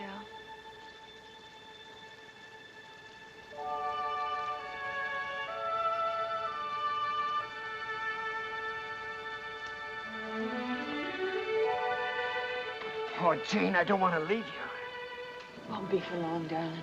Might be for months or years, maybe. Doesn't matter. I'll be thinking about you all the time. Someday the war will be over. Then we can be...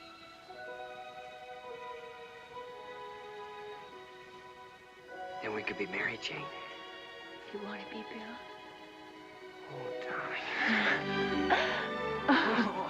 I'm so happy. Oh, I just can't believe it. I just can't. I love you. Oh, I do. I love you. I love you. Oh, I just don't understand it. Bill, do you realize we're engaged? Engaged? Aren't you going to kiss me?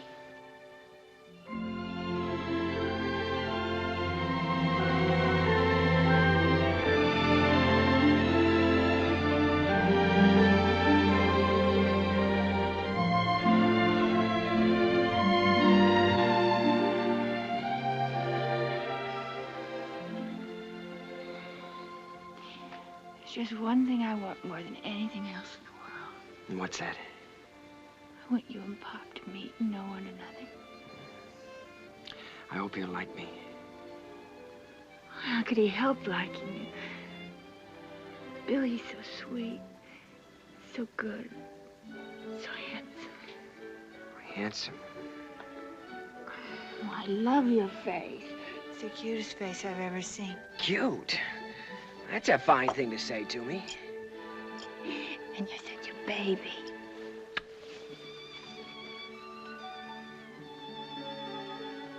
Look, the rain stopped. Oh, isn't that too bad? Yes. Oh, it's awful, but we better get started back. We've got to make that train now. Yeah, I guess you're right. Gee, I hope you didn't catch the flu out here in the storm. Now, don't you start worrying about me or I'll break our engagement. Oh, you have the prettiest hair. I'll bet no other nurses ain't has hair like that. Lots of them have.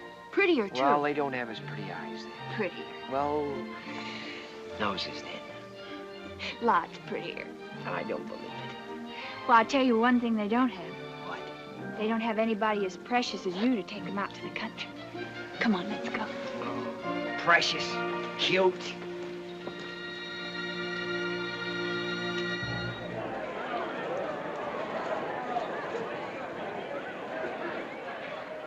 New York Central Train number 2, the Pathfinder, leaving at 12:01 for Buffalo, Rochester, Syracuse, Utica, Albany, and New York on track number 4. Just let me look at you, darling. This picture I'll carry with me always. Now go. And don't even look back.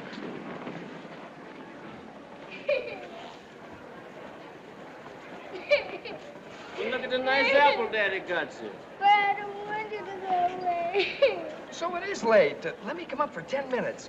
I'm sorry, Mom. I've only got 5 minutes. My furlough was canceled.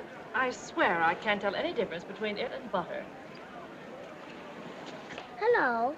My mommy's a sergeant. No fooling. Sollst nicht vergessen zu schreiben, mehr offen, und sollst nicht vergessen, South in the Winkelstock. I won't forget, Bobby. What's a good excuse for being AWOL? Agnes, look, on that dame. Nylon. Now go, honey. And don't even look back.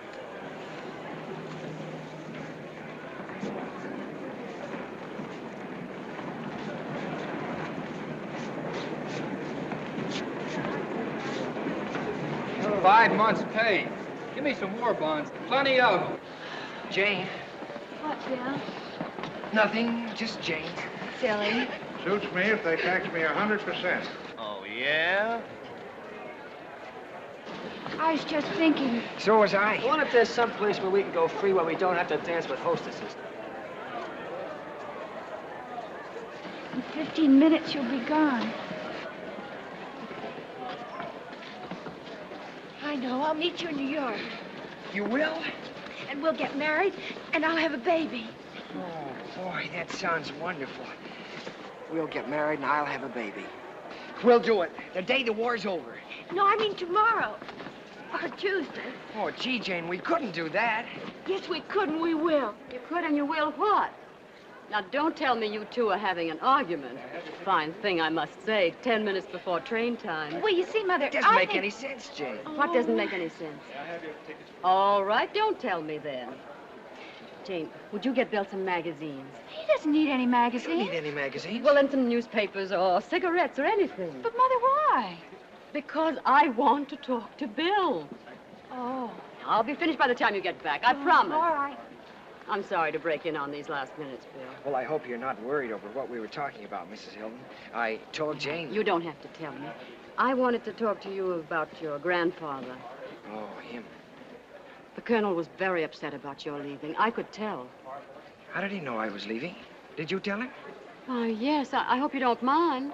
Oh, it doesn't make any difference. Not to him, it doesn't. Your grandfather loves you very deeply. Well, then why wasn't he down here to see me off? I think he'll still make it. He said he was going to try, and I believe him. Well... He said if he didn't, to wish you luck. He did? Isn't there something you want me to say to him? Well, maybe you could tell him that, well, tell him that I'm a Smollett, all right, and before this thing is over, I'll make him proud of me yet.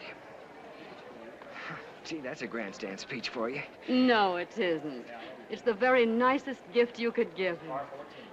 Bill, when you come back, we'll be waiting for you, all of us, the whole family. Oh, thanks, Mrs. Hilton. Gee, I hope Jane doesn't bring me back any mystery magazines. I can't follow them. Oh, here she is. Have you finished now, Mother? I tried to get you some mystery magazines, but they're all sold out. Oh, thanks. You see how lucky you are? What do you mean? Never mind. Goodbye, Bill. Where are you going, Mother? I'll wait for you at the soda fountain. You two finish your argument, whatever it was. Oh, we weren't arguing, Mrs. Hilton. Oh, no. Well, you were giving a pretty good imitation of it. So long. Goodbye, Mrs. Hilton. Oh, Mrs. Hilton. I know everything's going to be all right about Mr. Hilton. Gate number 2, now open for the Pathfinder, leaving at 12:01 a.m.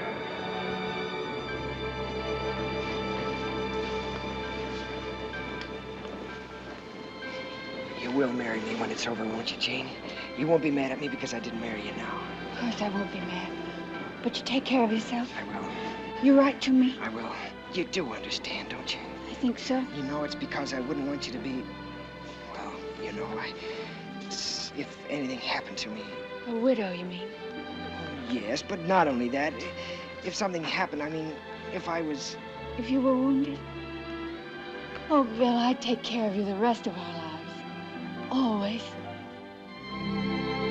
Oh, Bill.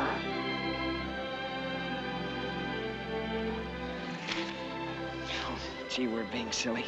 Maybe I'll be sent to Bermuda or someplace. I don't think so. Why, Jane? Because you're going to really show them. And you know where we'll go when we're married? Where? Right up to West Point, that's where. And you'll show them your medals. More? Better get on.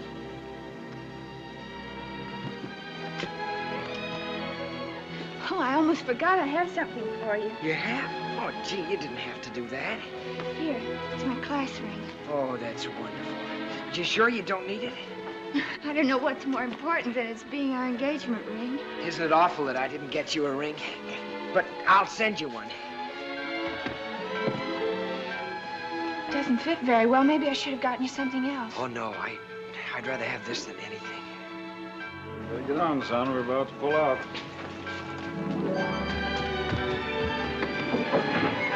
Hurry up, Sonny. Go ahead, Bill.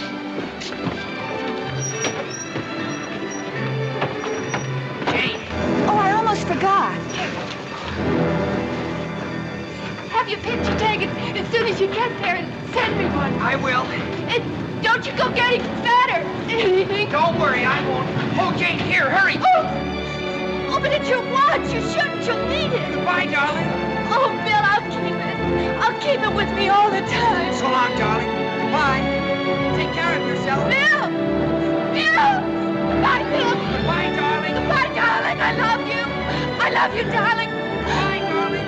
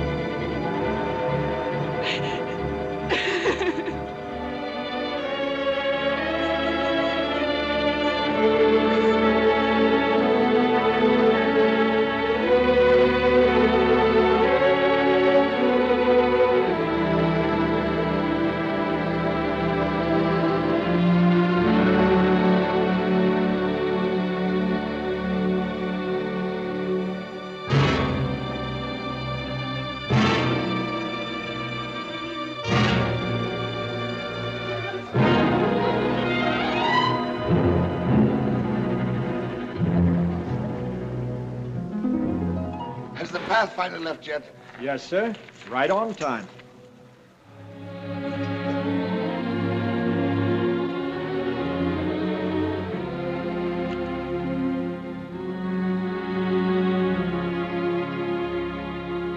Was a farmer, had a daughter, and her name was Clementine. Light she was and like a fairy, and her shoes were number 9. Drove she ducklings to the water every morning just at 9.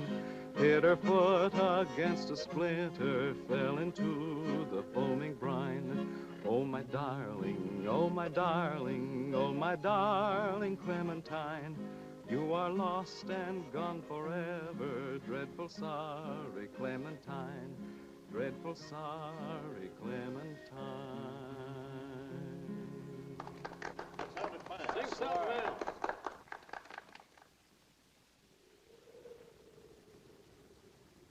Hello, Brig. Hi, Jane. Wait for me. I'll be there in a minute. Now, Gladys, don't forget you're to go to the Jacksons and pick up those big empty paint cans they have there. I'll see you tomorrow. How are things at the hospital? Oh, fine. How's school? Oh, same old bore.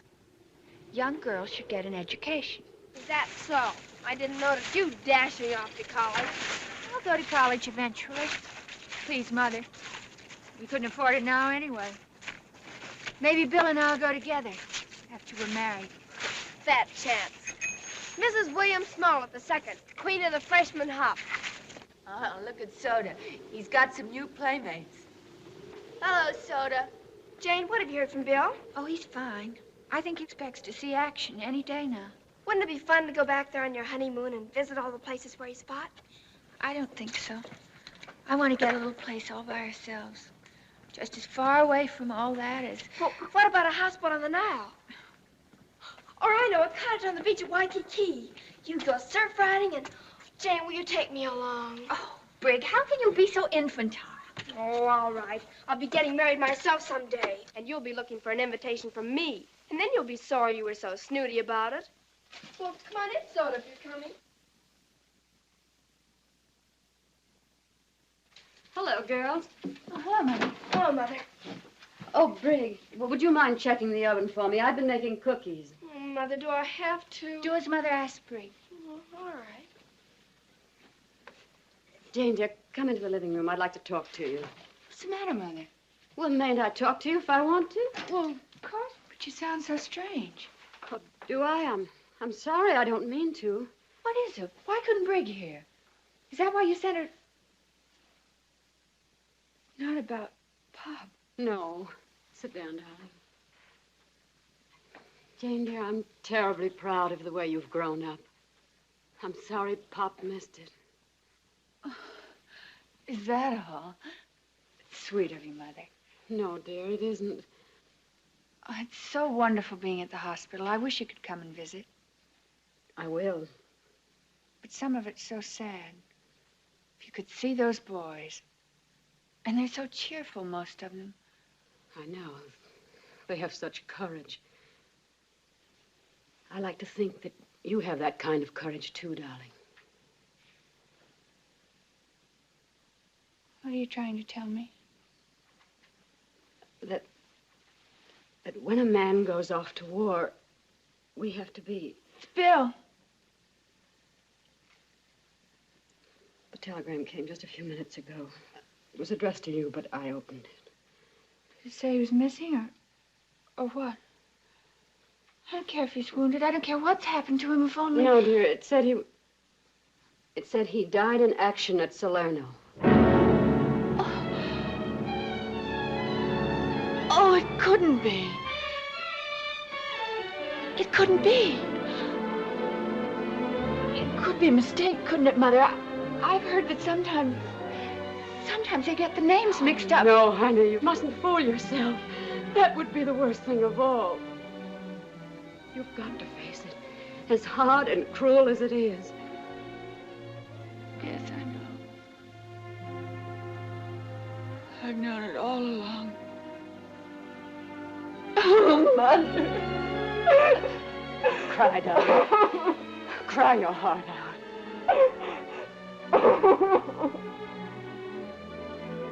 I won't try to tell you that you'll get over it soon. Because it'll take time. Maybe a long time.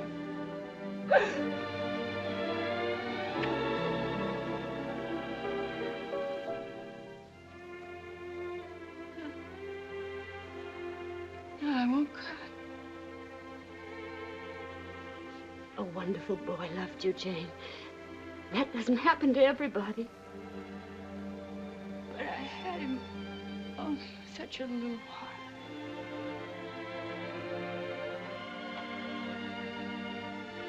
I'll go help with supper. There's chicken fricassee, just the way you'd like it. Sounds fine. Isn't it funny? We were just talking. Brig was just saying about our honeymoon. Oh, my baby. My poor, poor baby. He struggled so hard to be a soldier because I insisted on it. I, in my infinite wisdom. He would have been a soldier anyway as things turned out. Yes, but all he learned from me was the glory, the decorations, the parade. Bill had character and courage. I know you gave him those. I hope so. He loved you. Mrs. Hilton, I'm not a child. He hated me. To whom did that telegram come?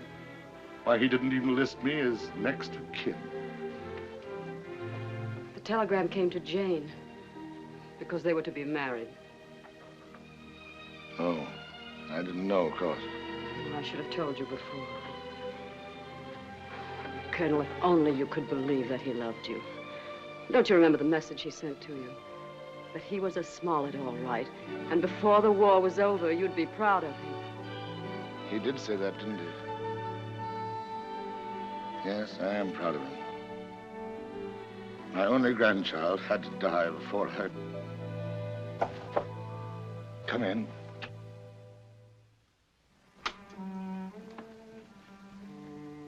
Good evening, Colonel Smollett.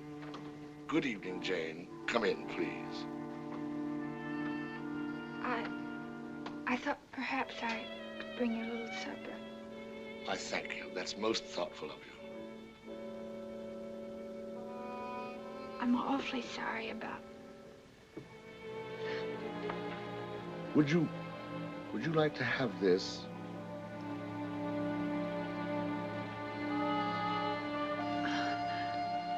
I think he'd rather you... Jane, I'm awfully glad we're friends. So am I.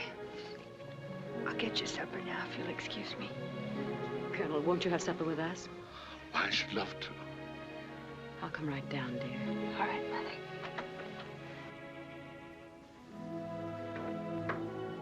And I might have had that wonderful child as a granddaughter. Bill was fortunate to have known her. Bill deserved her. He was such a good boy. Yes, I dare say. The good die first, and they whose hearts are dry as summer dust burn to the socket.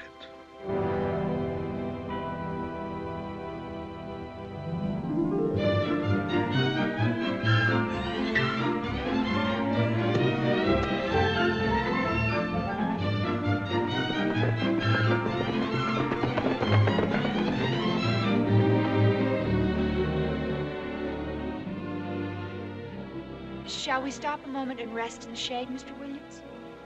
I can't imagine anything more pleasant than being out here, can you? Or do you miss the water? I love to sail myself, so I can understand it if you do. I hate it. I never want to see the ocean again. Would it help you to talk about it? I hate the ocean. Of course you do, I understand. It's almost time for your lunch. Dr. Golden will be awfully angry with me if you're late. He's taken a great interest in you, you know.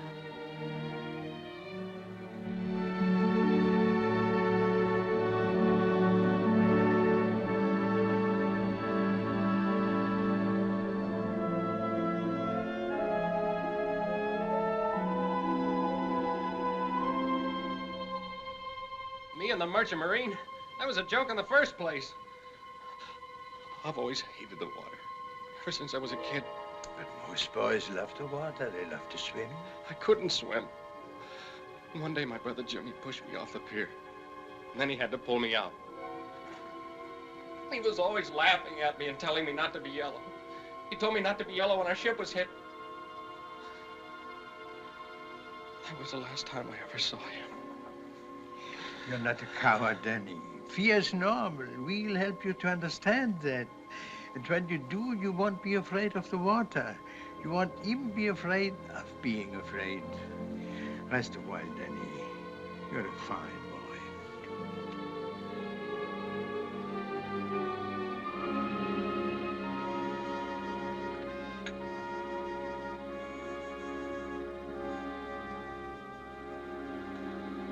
I'm sorry to have interrupted you, Dr. Golden, but I was instructed to get the patient to bed. It's all right. He's had quite enough for one day. Doctor, will Mr. Williams be all right? In time. These fine young men, they must have another chance at life. And we must work to give it to them. His burns seem almost healed. Yes, his burns, but the more serious injury, that I'm afraid will take more time. The injury to his mind? Is that what you mean? No, not to his mind. To his confidence in himself and in others. Yes, we must rebuild Danny Williams' life all the way back and all the way forward. Hasn't there ever been anyone close to you, Miss Hilton, for whom you would like to have done that? Yes. There was someone. Ah, there was. We must not live in the past, my child. There's a whole wide broken world to men. Now, come, I must have another patient. How would you like to do a tired old man a favor? Oh, anything, Doctor. Then smile for me. Let me see that young people still can smile as they used to long ago. Huh? Huh? Just as I remember. Good night, my child.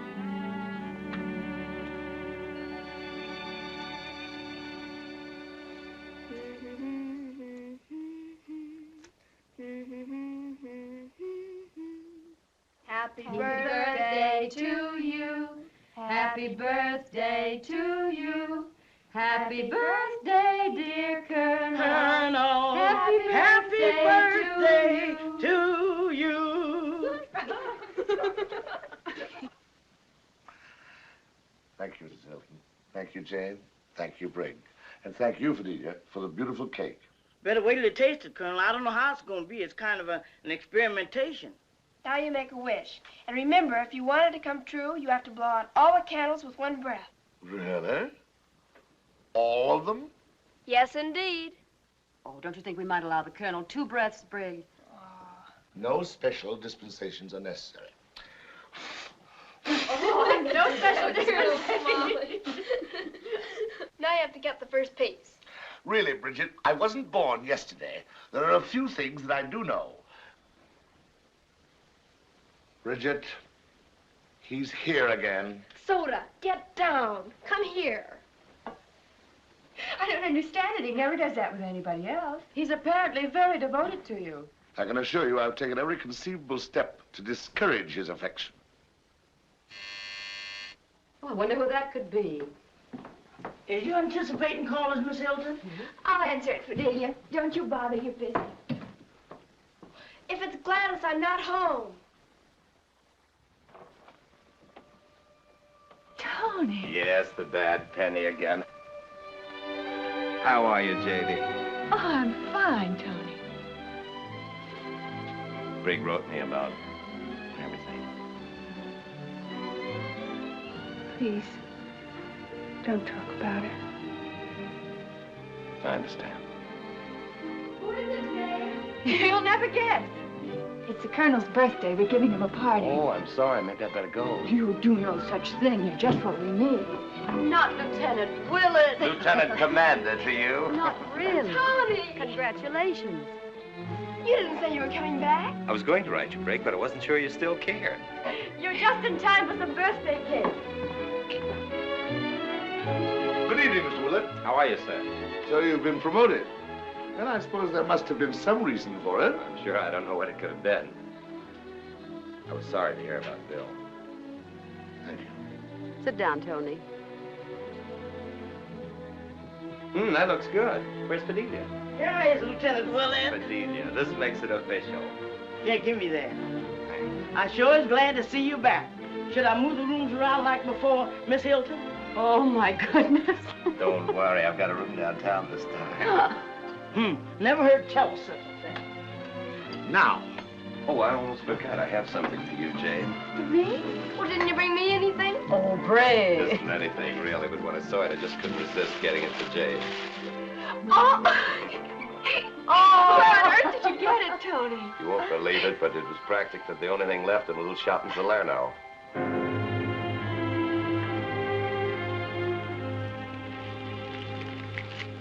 I'm sorry, Jane. I didn't know where. Well, isn't anybody interested in this cake? Oh, by the way, Fidelia, just what was the experimentation you referred to in connection with this cake? I tried something new. I bought it. Now, you can clearly see there's nothing in the handkerchief, correct? Nothing at all that meets the human eye. I'll show you both sides, so you'll be sure I'm not holding back anything. Correct, Greg?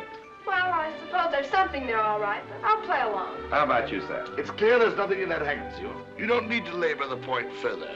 Tiresome, isn't it? Watch. Presto, changeo. I get it.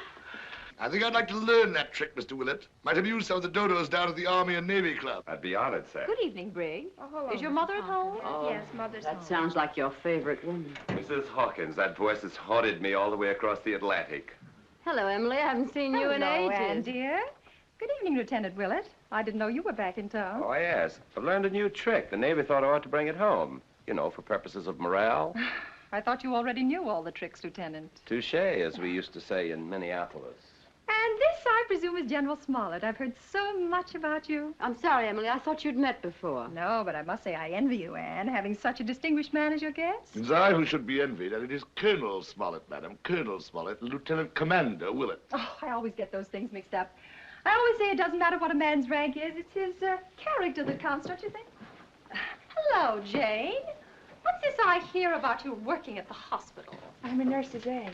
A nurse's aide? Oh, what a revolting idea for an unmarried girl of your age. Well, of course, our whole code of living seems to be completely ignored these days, and possibly it's none of my business. You're quite right, Mrs. Hawkins. It is none of your business. I must say, Lieutenant or Commander or whatever you are, the Navy hasn't improved your manners any. Well, Please, Tony. Please, Emily. It's the Colonel's birthday, and we're trying to have a party. I'm sorry. I meant no offense to you, Jane. I simply feel that well-brought-up young girls shouldn't be permitted to have such intimate contact with all sorts of boys who've lost their arms and legs. They're young, too, lots of them.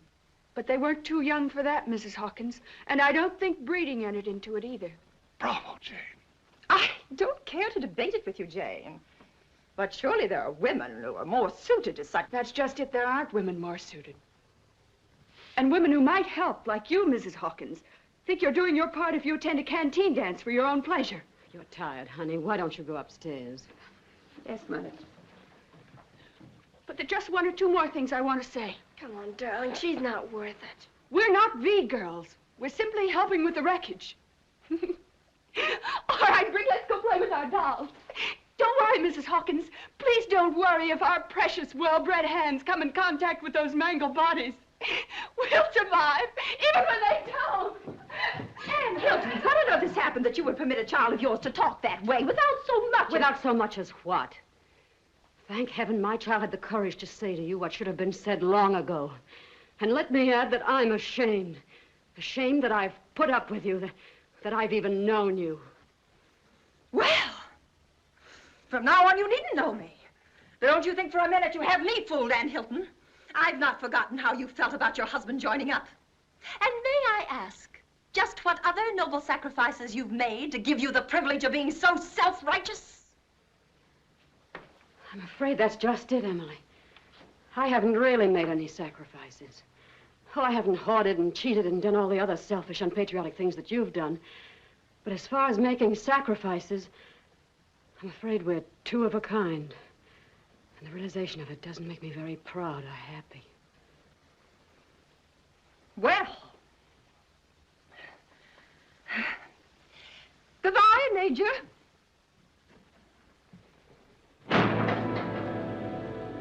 I think we've seen the last of Mrs. H for a while, but you never know. She dies hard. When I think of the good men they waste on kitchen police.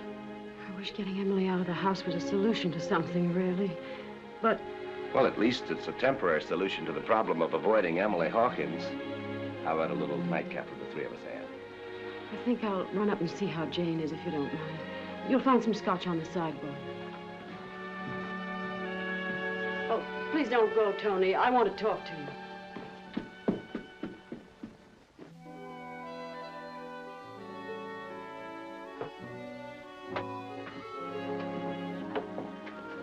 Say when, Colonel?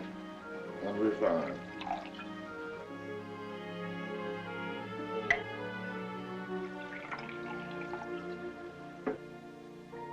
Happy birthday.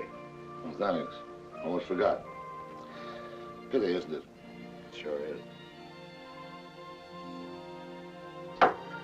Well, I think I'll take myself off to bed. Good night, Willett. I rather like you, if I may say so. Couldn't be more pleased, sir.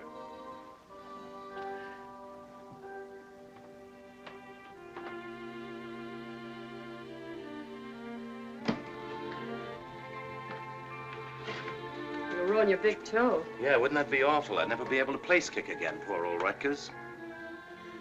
Well, Tony, you didn't expect to find another front here at home, did you? But our side won victory over gas power. How's Jane? Oh, she's fine. Her thinking is as clear as a bell. How am I, why don't you ask? Trying to figure out what sacrifices you can make, is that it? Don't, Tony. I'm sorry, but after all you've been through, to have to listen to you berate yourself. You wouldn't sit down like a good girl. Let me talk for a minute, would you? All right. But I won't promise to listen. Look, Ann, what's your guess as to why I joined the Navy? Because you want to do your part, just the way Tim did. Don't kid yourself. I'm no Tim. I joined up because top hats suddenly seemed a little silly, and I wanted to have some fun and excitement. I laughed up my sleeve at all the fellows who were giving out with noble motives, the 4 freedoms, and all the rest of it, but I found out that it all added up to a simple, corny phrase that I couldn't laugh off. Home, sweet home. I know. You do know? Listen, Ann, you're doing a swell job here at home, holding things together. And those daughters of yours, they're pretty wonderful. I know Tim's going to be mighty pleased with them. Though I imagine he'll be a bit surprised to see how Jane grew up boom without so much as a by your leave. Yes, she grew up while Mother knitted. Or worse still, while Mother didn't even knit. And that's the point, Tony. Can't you see it? Boy, I see what you mean now about not listening. I guess I was pretty dull at that. All right, laugh at me. But it's settled in my mind once and for all. I have a husband who went off to fight for this home and for me. That's what you said, didn't you? And I have children. Children who had courage and intelligence while their mother lived in a dream world. Well, believe me, I've come out of it. I buy your home sweet home idea, Tony, but I want to do something about it. Well, say something. Oh, don't tell me the glib Tony Willett's at a loss for words all of a sudden. Well, Annie, me girl, I'm afraid you're right.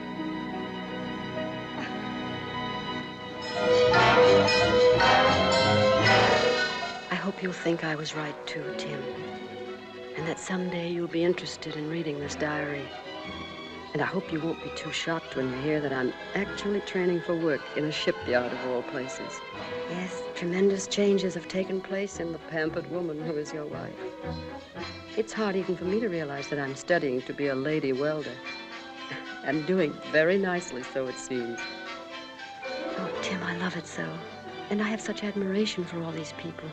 There's one woman I can't wait for you to meet. Her name is nothing like we ever heard at the country club.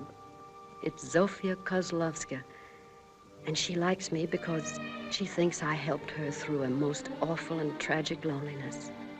I wish my little boy had lived, so he could have seen America.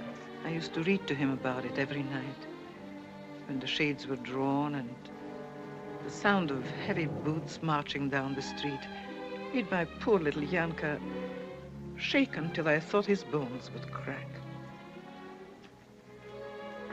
And then we'd pray together that God would let us go to the fairyland across the sea.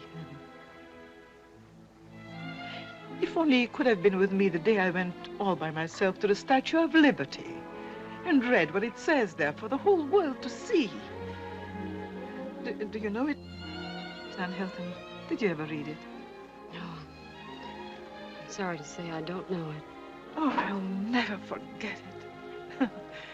I know it's so well here because I feel it so much here. It says, give me your tired, your poor, your huddled masses yearning to breathe free. The wretched refuse of your teeming shore. Send these, the homeless, tempest-tossed to me. I lift my lamp beside the golden door. You've helped light that lamp for me, Anna Hilton. And then, Tim, she said the most thrilling thing that has ever been said to me. She said, You are what I thought America was. What I meant when I prayed with little Yanka. and as in my own small way I help here in the shipyards, I hope I may be worthy of her words. Just as each night I pray that always I may be worthy of those other thrilling words. The first time and every time since that you've said, I love you.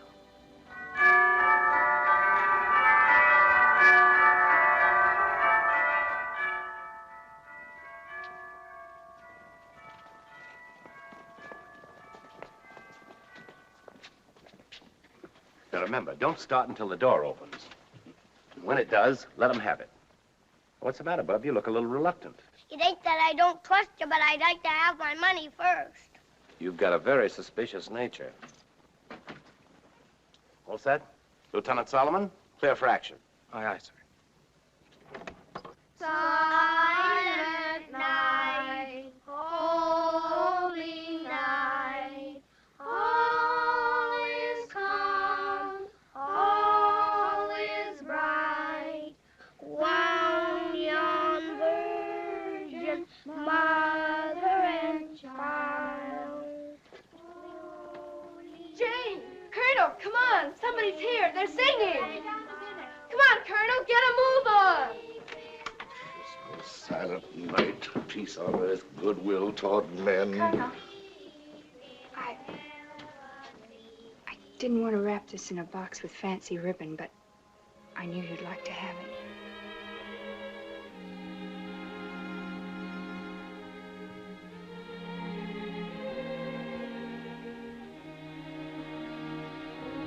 Thank you, Janie.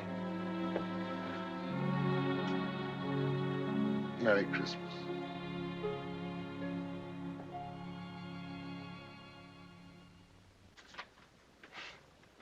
Who's next on your team? Colonel Smalley. Get going, Colonel. You're our anchor man. Don't worry, we've given you a nice, easy one. Please don't be patronizing. I can act it. All right, go. Come on, we've only got a minute and a half. Well, you might wait until I've read it. Have you read it? Time. Let's go, Colonel. Anchor's away. That is not it. Please, Colonel. 2 words. Oh, no, it isn't fair to talk. Well, what difference does it make if I say 2 or hold up 2 fingers? Come on, Colonel. Come on, Colonel, it's a half a minute already. Is it an animal of some kind? Come on, Danny Williams. Give them a question. Is it a quotation? Army mule. Oh, they're being very stupid, Colonel. You're giving a wonderful performance. Do something else. Rolling Stone. Soda! Bridget. Bridget. No talking, Colonel. Soda. All right, Colonel. Now, don't get sore. Just try doing once more what you did before, and if we don't guess it, we'll give up. Anybody could guess that. You can't guess, Fidelia. No fair. Oh, we can afford to be generous. Let them have Fidelia on their team. Bottoms up. Thank goodness. Was that it? Certainly that was it. I'm certainly glad you weren't on their team the whole time, Fidelia. We gave them a terrible beating. How'd you guess it, Fidelia? Oh, it weren't nothing. I'm just naturally psychopathic. Come on, don't be nervous. Come on. Mother, Gladys wants to say something. Well, hallelujah. Bring her in. This is Gladys Brown, everybody. She's a friend of mine. Well, come in, Gladys. She wants to say something to you. Come on, Gladys. It isn't hard. Honest. Merry Christmas. Well, she made it anyway. I have big plans for her next year. Yes, you can be the class orator. Come on, everybody. Coffee and sandwiches. Congratulations, sir. I thought you acted very good. Oh, it was nothing really. Gee, that was fun. The Colonel's a good sport, isn't he? Yes, we all adore him. Bedelia, when did you start specializing in this bird food? You won't tell anybody? There's a chicken leg I saved for you. That's more like it. You just sneak out by yourself. You'll find it on the second shelf in the icebox. It's a wonderful party, Mrs. Hilton. Oh, it's Tony. He brings life to any party. Tony's doomed to go through life as everybody's darling. Even to his men? Well, they don't think of him as darling exactly. Hero worship's more like it. I bet he didn't tell you he's been recommended for the Navy Cross. Oh, really? Oh, he'll make jokes about it, but he's very proud of it. Well, where did... Oh, I want to talk to you, John Paul Jones. What have I done now? The Navy Cross, that's what you've done. Yes, he told me. Do they give you a ribbon? Well, what does it look like? What are the colors? As a matter of fact, it looks just like that. You want to stop it, Tony? This is an old one. It's last year's model. Listen, man, he'll joke about it, but he's really very proud of it. Well, he said the same thing about you. Well, if you people will excuse Oh, me, he I'll, did he? No, never mind about him. Come in here. I want to talk to you. I wish that guy Solomon would stop acting as my press agent. Yeah, what do I do with this? Well, what do you suppose you do with it? Finish it, of course, you wastrel. I could use some milk with it. Oh, honestly, I never knew heroes were so helpless. Here, look out. You know, Tony, I'm really very angry with you. I have to find things out from a stranger. Didn't think you'd be interested. Oh, of course not. No, all I want to know is if you found any new sugars in Sicily. Well, now, I don't want to shock you, but it's no wonder those Italians can paint. There was a dame standing right in the middle of the street with a big tub of spaghetti. And she had the... Yeah, never mind what she had. I have a little imagination. Yeah. Well, even as I looked at her, I thought, she's good. But what are they all? What are all the women in the world compared with that? Oh, Tony, will you never stop? No, I'll never stop, Anne, as long as I can dream about you. If you ever thought the dream had a chance of coming true, you'd... I'd what, Anne? Finish it yourself. You make it pretty tough for me. I feel I've been wrong about you all my life. I have to go looking for a new ideal. I'm afraid it's a little late for that. What's more, you'd run for your life. First, you'd wring my neck, as I'd expect and want you to. That's right, and what would be the fun in that? I'd never be able to break my heart over you anymore. Oh, Tony, never grow up. Never, never. Or I'd lose something very dear to me. Something very dear to all of us. All right. And I'm going to sound awful silly someday, making verbal passes at you when we're both in wheelchairs. You know, I'm looking forward to that. All right, now wipe the milk off your silly face and tell me in your usual accurate fashion how you became a hero. Well, I'll tell you. I suddenly thought it was kind of damp on deck, and I looked down and seemed to be standing in a swimming pool, but I had on all my clothes. Well, goodbye, Jane. Goodbye. Yes, I'm afraid it is. I've signed on again, and I'll be shipping any day. You must be glad. Yes, I am. Jane, you've been wonderful, too. May I write to you? I wish you would.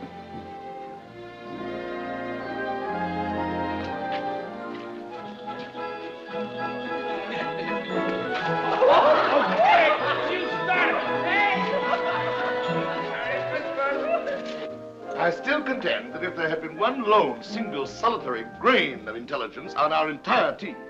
Oh, Colonel, stop right where you are. What's the matter? And stop blushing. It's an old custom. Well, as I recall the custom, Mrs. Hilton, the ceremony isn't complete until everyone has participated.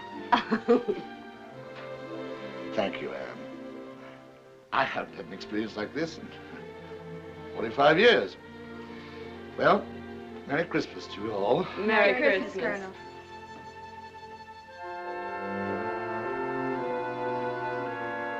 Come on, Soda.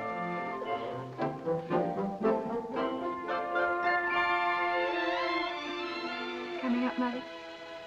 Not for a little while, darling. I have a few things I want to do. Good night. Good night, darling. Good night, Mother.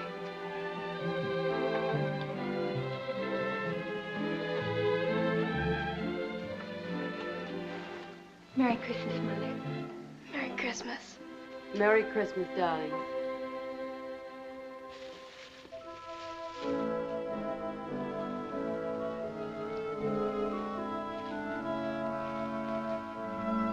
What are those, Fidelia? Mr. Hilton done sent these to me a long time ago and told me to put them under the Christmas tree, just like we've always done. No, no tears, Fidelia. There's nothing to cry about. I can't help it. He sent me something, too. Mr. Hilton never forgot me, even when he's fighting them devils. He'll be so happy to hear that you're back on the old job again. Yes. Miss Hilton, can I confide you something? Yes, Fidelia. Briggs sent her daddy his gift just like nothing had happened. Of course she did. So did Jane. So did I. You all did that? Miss Hilton, I guess I just ain't on the right side of the Lord. I just ain't had the right kind of faith. But I will have. From now on, I'll be a true believer. And now I'm wishing you a good night, Miss Hilton. Good night.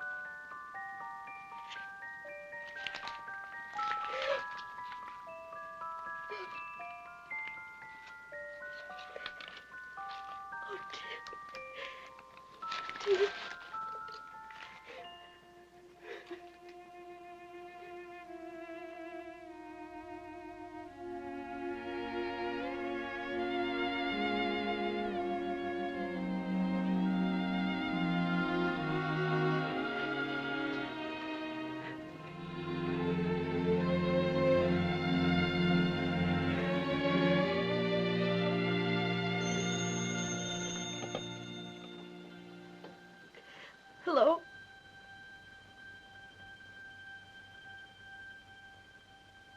Cablegram.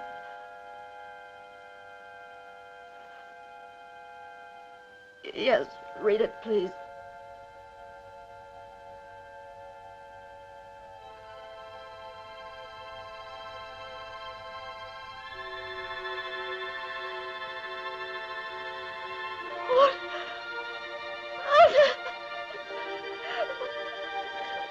What was that? No, yes. Yes. Oh, yes, mail it to me, please. Yes, mail. Oh, free! Jane! Jane, free! It's the cable! Pop safe! What is it? Pop safe! I just got word he's coming home! He's coming home! You're coming home! No! Are you serious?